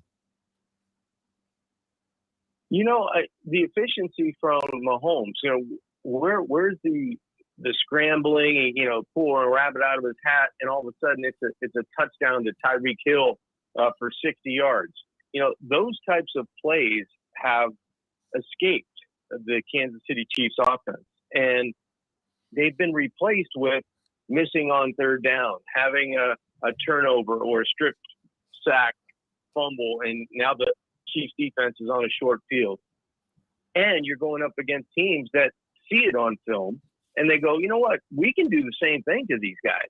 If we eliminate the crazy play, the scrambling, getting out of, three potential knockout sacks, and Mahomes comes up with a first down with his legs, or he finds, somebody down the field that has broken containment, Travis Kelce's on the, hasn't been dominant, right? Tyreek Hill has had his moments, but I think it all goes back to the unexpected extension of broken plays by Mahomes that always turned into a positive for Kansas City. Now either leads you to an incompletion, an interception, or a concussion. So those are the types of things that have happened to Kansas City, in my opinion. Yeah, you got annihilated on that play, and hopefully is okay, because certainly a very exciting player to watch. And outside of trying to figure out what menu that is that Andy Reid has in front of him, that is the play card, or whether it's Chinese or ribs that are featured on the back that he's actually reading off. The exciting part about tuning in to see KC, besides all of those players that you mentioned that they have in their offensive arsenal, is to see Patrick Mahomes scramble his way into some kind of miraculous play that leads to yet another Kansas City Chiefs win. All right, the old joke in boxing, John Kajemi, was that you may as well take out advertising on this guy's shoes, because he's going to be looking up at the lights after a couple of rounds, and that's the only thing anybody's going to see is the bottom of his boxing shoes. And that was true of Joe Burrow in his first year with the Cincinnati Bengals. Joe Burrow, of course, number 1 overall pick. And while he flashed some potential, he didn't get a chance to do much in that first year. Ultimately ended up just crumpled up and injured. Looks great. And you would have to think that the Cincinnati Bengals are also a little bit of a surprise here at 5-2, especially after annihilating everybody's pick every year to go to the Super Bowl, the Baltimore Ravens, and they did that on the road with Joe Burrow looking great. One of the biggest surprises in the National Football League. I didn't think that Cincinnati was going to have this type of season, especially early in the season. And the way they dismantled Baltimore was dominating. I mean, Burrow had time in the pocket. He had a good feel for what he wanted to do offensively. They had a great plan. And they kind of shut down Lamar Jackson and that Baltimore offense. I mean, Lamar's going to get his yards on the ground. He almost rushed for 100 yards in the game. But throwing the football, I mean, he was around 50%, and they got to him. That's the thing. You don't really get to Lamar Jackson for sacks. You may flush him from the pocket, and that's where he gets a lot of his yards. But this Cincinnati defense sacked him 5 times, and that was the difference in the game on that side of the football. On the other side, Jamar Chase was the guy that was supposed to be in a Miami Dolphins uniform, and that's what he looked like. He looked like the third guy in the draft last year that you were going to pick if you stayed pat, because he had over 200 yards on just 8 receptions. He had explosive plays. I think he had a long of 82, and he is coming into form. I mean, just think about the preseason when we heard the quote, well, the NFL ball is a little different than the college ball. It's a little bit bigger and it's a lot firmer, and he's having trouble. Well, he seems to have adjusted pretty well over the last month and a half because he's been on fire, and he looks like he's going to be the rookie offensive player of the year through 7 games in the National Football League. Dan Campbell, what's going to happen there? Just saying the name. Detroit, I mean, they used every trick play, Junk and Jimmy. I don't know, were you ever a fan of executing, or did you ever practice the Statue of Liberty play? The old Statue of Liberty, which, Johnny U was good at that. Did you really? I mean, that was like the dumbest play I think ever drawn up by anybody. Where the quarterback just holds the ball back and some guy grabs it. That works? And it works. No, it's not that version of it, but a version of it, yes, where you actually act like you're throwing the ball, but then you take it kind of by your belt buckle, put it behind your back, and the running back comes back and takes it away from you. That's the version that I executed well. Let's put it that way. That's got some flash to it. That has a little panache. That has a little style to it. You get some style points for that, but back in the day, like in the schoolyard when I was growing up, I mean, that's 100 years ago, I know, but, you would do the Statue of Liberty and actually just hold the ball back as if you were going to pass, and everybody knew that somebody was going to grab it out of your hands because your arm hadn't come forward in like a half hour it took for this play to develop. Campbell resorted to all of this stuff. He used flea flickers, fake punts, fake field goals. I mean, the lateral play, the Stanford band play. I mean, he was calling these plays. It was fantastic, and Detroit gets the jump on the Los Angeles Rams with the Goff matchup going against Stafford. I mean, a reversal of teams in terms of who was quarterbacking, and then the Rams came back. And I would imagine, I mean, what extreme will we see Campbell go to, in your opinion, before the season is over, if this unfortunate losing trend for him continues, where they're actually in some games, believe it or not? It's much like the Dolphins situation. Defo, everything is on the table for the Detroit Lions. I think that if you've got a play, call it in, send it in, because you're going to get it into the call sheet. You're right, yeah. And they've been playing really good football. It's not like they're getting blown out, 31-5 like the Texans. The Detroit Lions are in football games against very good opponents, and they had, there was a 1-point deficit at halftime. They had the lead in the third quarter. And it just came down to the wire where the Rams and Matthew Stafford made enough plays to take that win away from Dan Campbell and the Detroit Lions. But I don't think they're going to go over. They've been playing some pretty good football. I think that's a team that's going to get a couple. Once they get one, I think they're going to get a couple of wins. So you don't see or foresee the animal sacrifice, the human sacrifice, whatever's going to take place in a Lions locker room to inspire this team in Campbell-like fashion. Let's go get them, guys. I think, Defo, win, lose, or draw, you're going to get the sacrifice. It's just, I'm not sure this week. Probably after they win. I mean, we were saying that the locker room there looks like the Peking duck house window where they got all these birds hanging upside down. Defo, Yeah.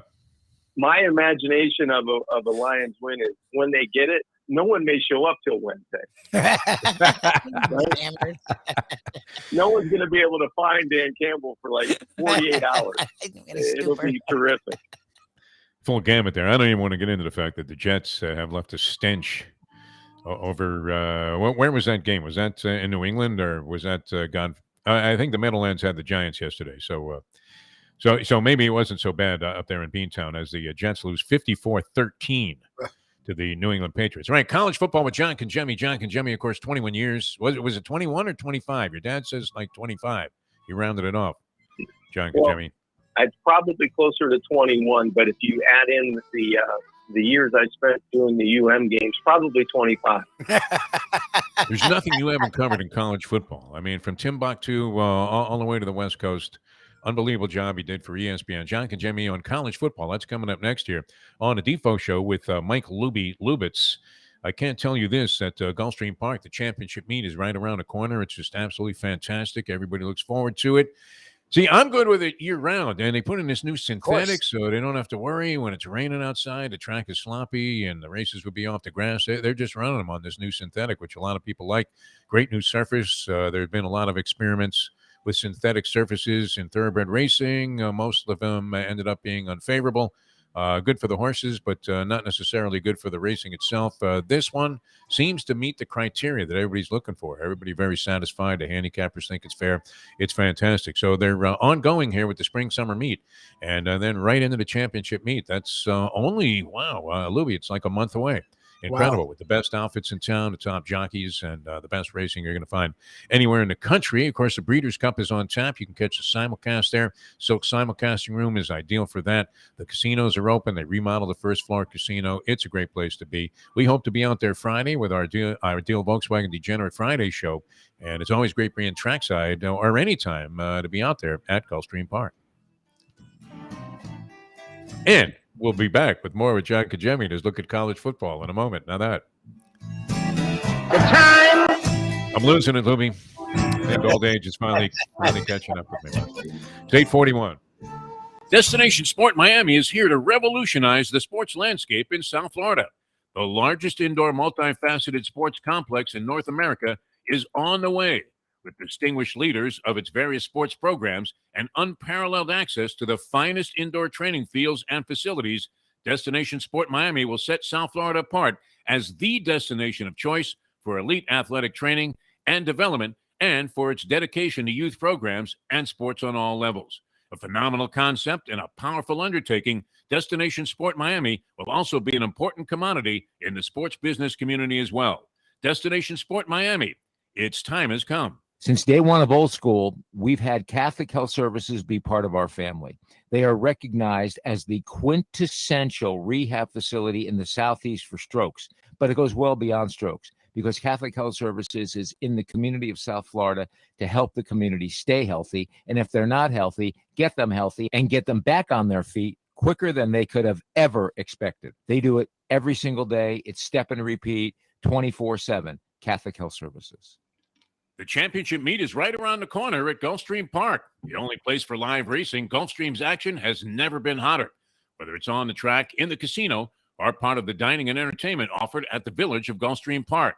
Currently running Thursday through Sunday, Gulfstream's racing package is the best in the country, with all the top horses and people in the game pointing towards another tremendous winter season. Check out the remodeled first floor casino, open 7 days and nights a week, along with the many special events and concerts happening at Gulfstream Park. You can place your wagers from anywhere at firstbet.com. Check the calendar of events at gulfstreampark.com. From the newly renovated sports bar to the beautiful bayside views captured at the Tiki Bar, Jimmy Johnson's Big Chill has it all. Located at mile marker 104, the Big Chill also offers waterfront dining while experiencing breathtaking sunset views of the Florida Keys. It's simply the hottest spot in the Keys to cool off. That's Jimmy Johnson's Big Chill at mile marker 104 in Key Largo. For more information, call today at 305-453-9066. Buy or lease a Taos and take it to the house at Deal Volkswagen. Anna and her team make your next VW purchase or lease so easy with new inventory rolling in daily and the biggest selection of certified pre-owned vehicles in the business. You can make your deal online at dealvolkswagen.com or visit the beautiful showroom in the classic location, 3601 Bird Road, right in the heart of the Gables. Or give Anna and the team at Deal a call at 305-448-DEEL. Jettas, Passats, Tiguans, Atlas models, and the hottest vehicle in the industry, the new Taos, all at unbeatable prices and all ready to roll off the showroom floor at the #1 Volkswagen dealership around, Deal Volkswagen.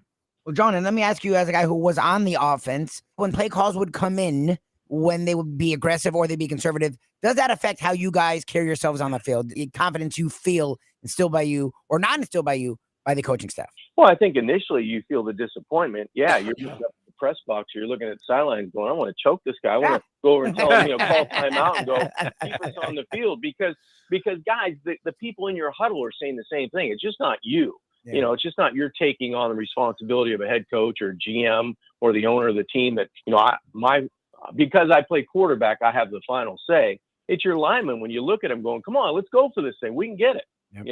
Let's stay in the huddle. Let's go. From South Florida to the entire world, thank you to the iHeartRadio app. Here is Defo joined by Lubie on the Defo Show.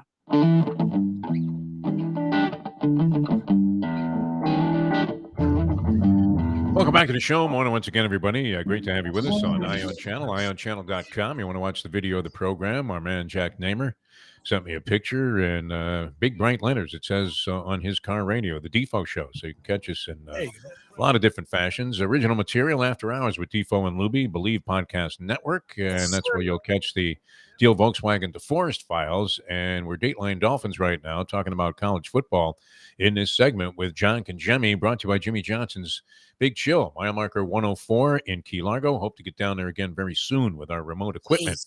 And catch Jimmer and all the good people there and that good vibe, especially from Jimmy Johnson's Big Chill in the upcoming weeks. So that could be right around the corner.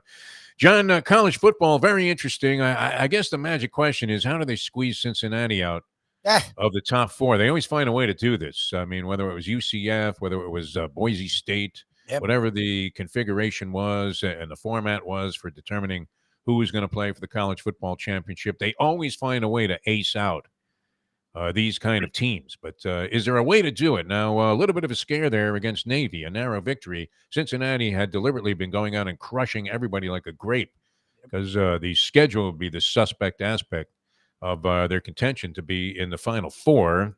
I don't know if I'm ready to unload on them at 100-1 to win the national championship.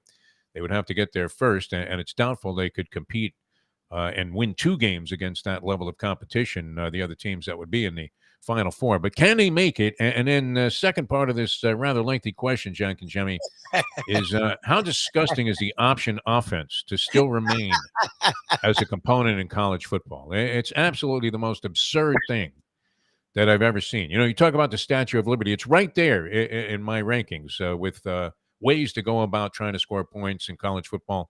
And in this case, Navy running the option. It's always a bad thing for the team that has to suddenly go up against it.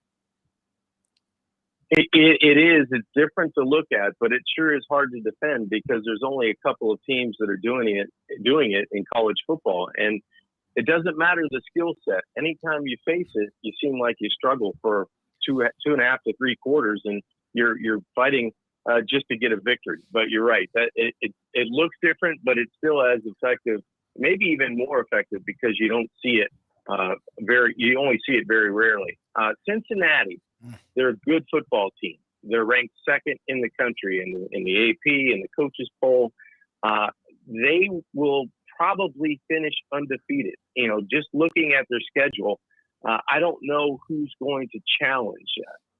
Maybe Southern Methodist, maybe East Carolina at the end, but I think they're going to be favored heavily the way this schedule ends up for Cincinnati. So I do think that they're going to be there at the end. Now, do they deserve it?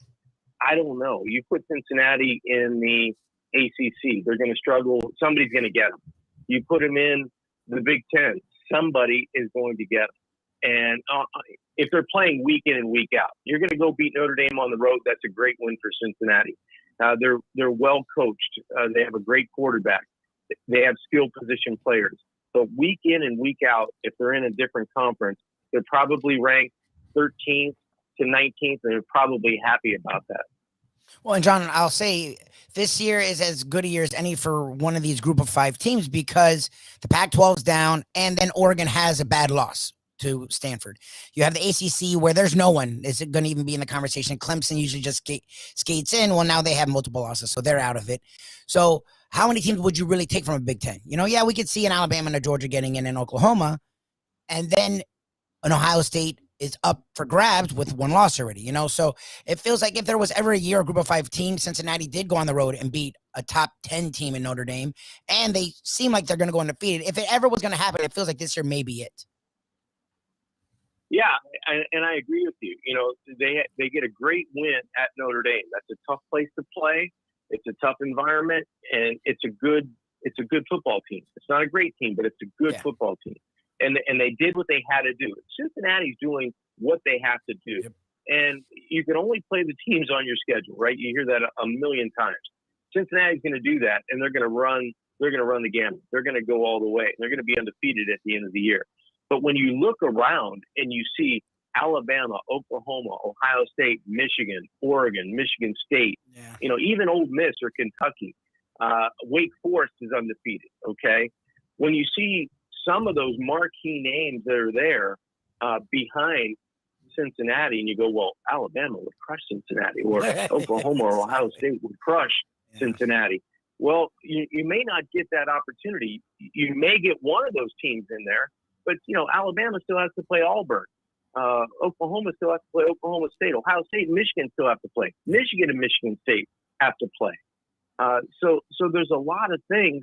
Teams are going to get canceled out because they've already have 1 loss. The only team that's skating right now, and deservedly so, is Georgia because of that defense and their explosive play capability on offense. They're just better than everybody else on defense. Yep. You can't score against them. And that's the difference. So everybody else, I think Alabama's starting to feel like they have their legs underneath them. They had that 1 bad loss on the road at A&M, but they're going to be there at the end.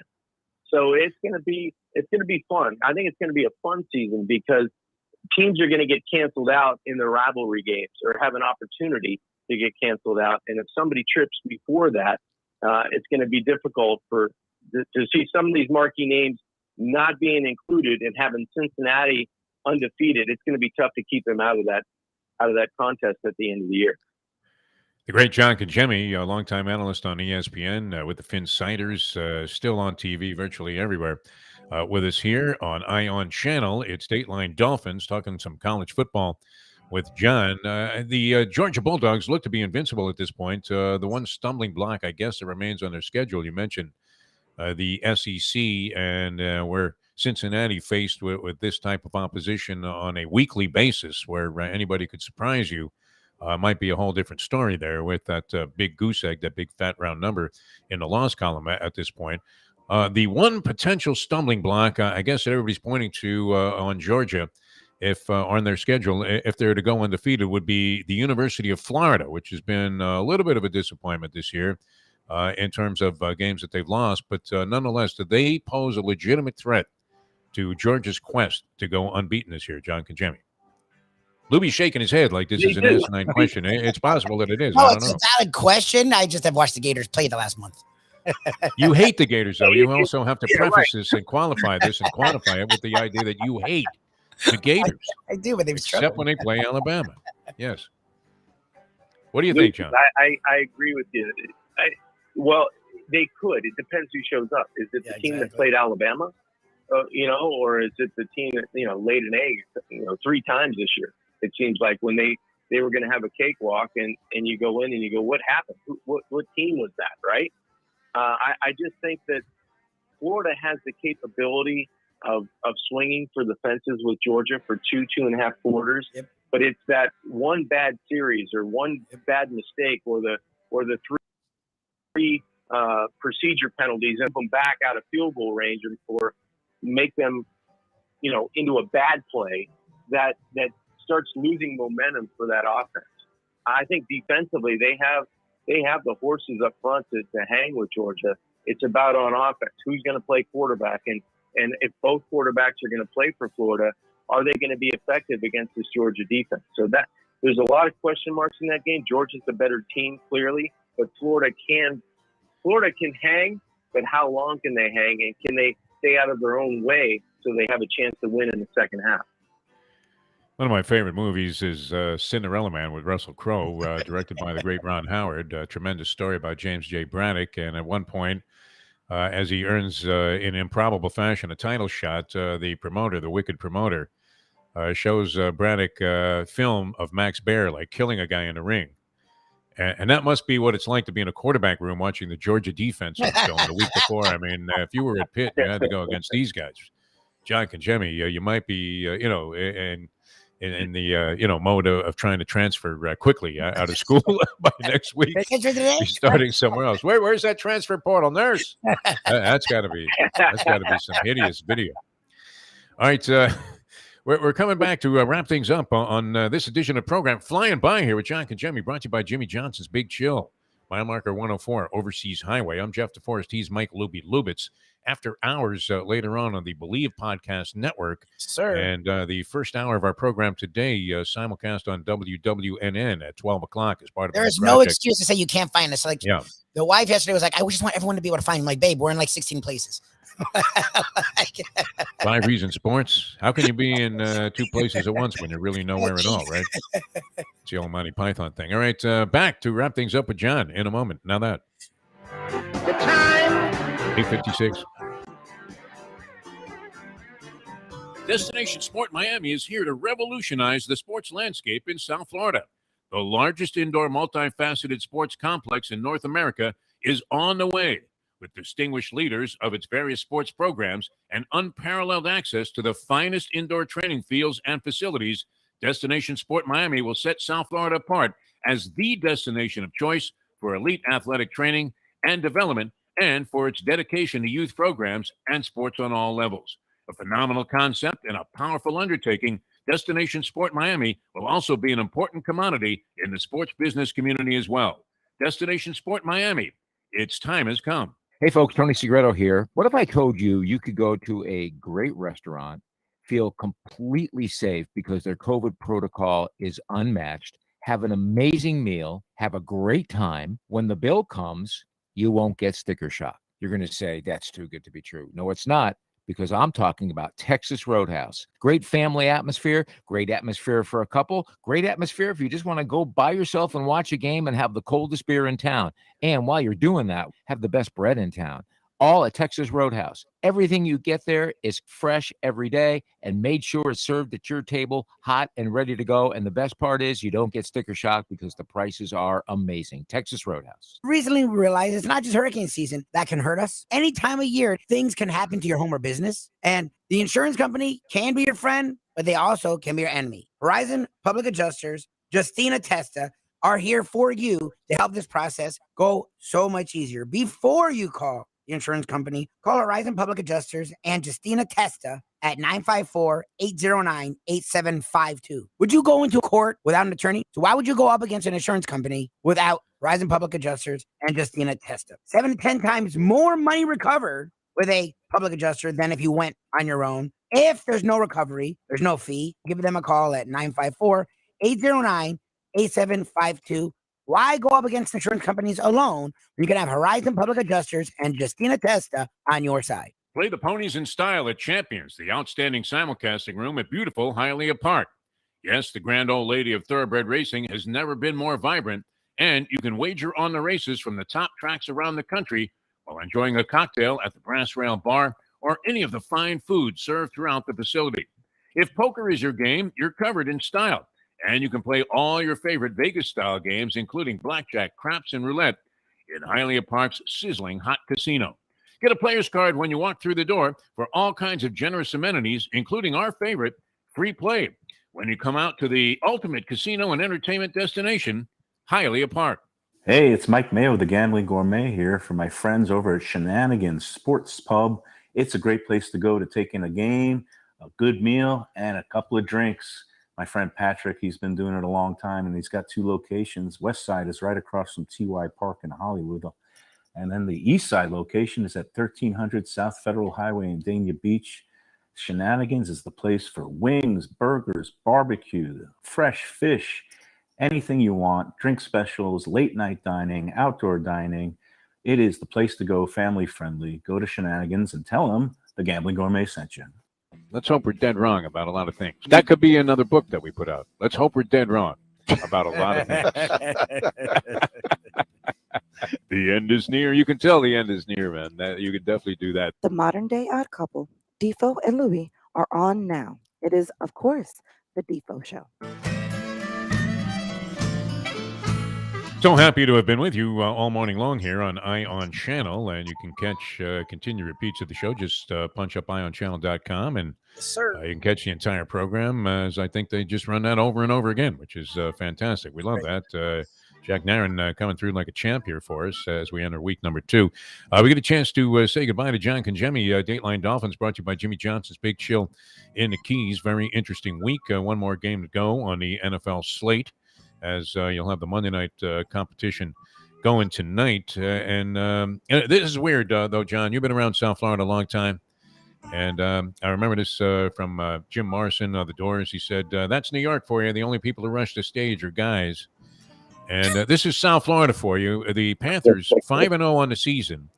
And you can get a seat on the glass for tonight's game in plentiful supply. Right on the glass there, with your nose pressed to the glass there. Maybe even get the impact of getting hit by a puck.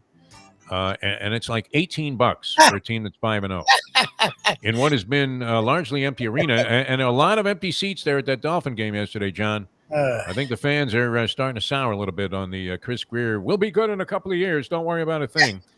John, always a pleasure. You have a great week. We'll talk to you again next week. It's always a lot of fun having you on the show. Great insight as usual.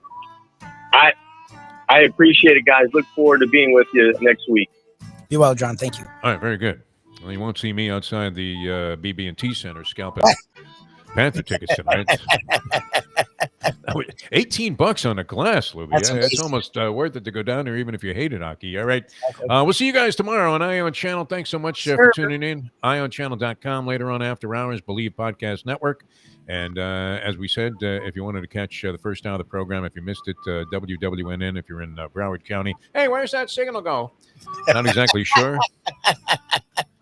When you're in a parking lot of a radio station and you can't get the station, perhaps you ought to try another venue. No, it's a great place, and we'll see you there as well. All right, Lubie, great job as always. Thanks so much. We'll do it again tomorrow at 7 in the a.m., and we'll have Brett Tester, the agent of the stars, who might have done us a solid there.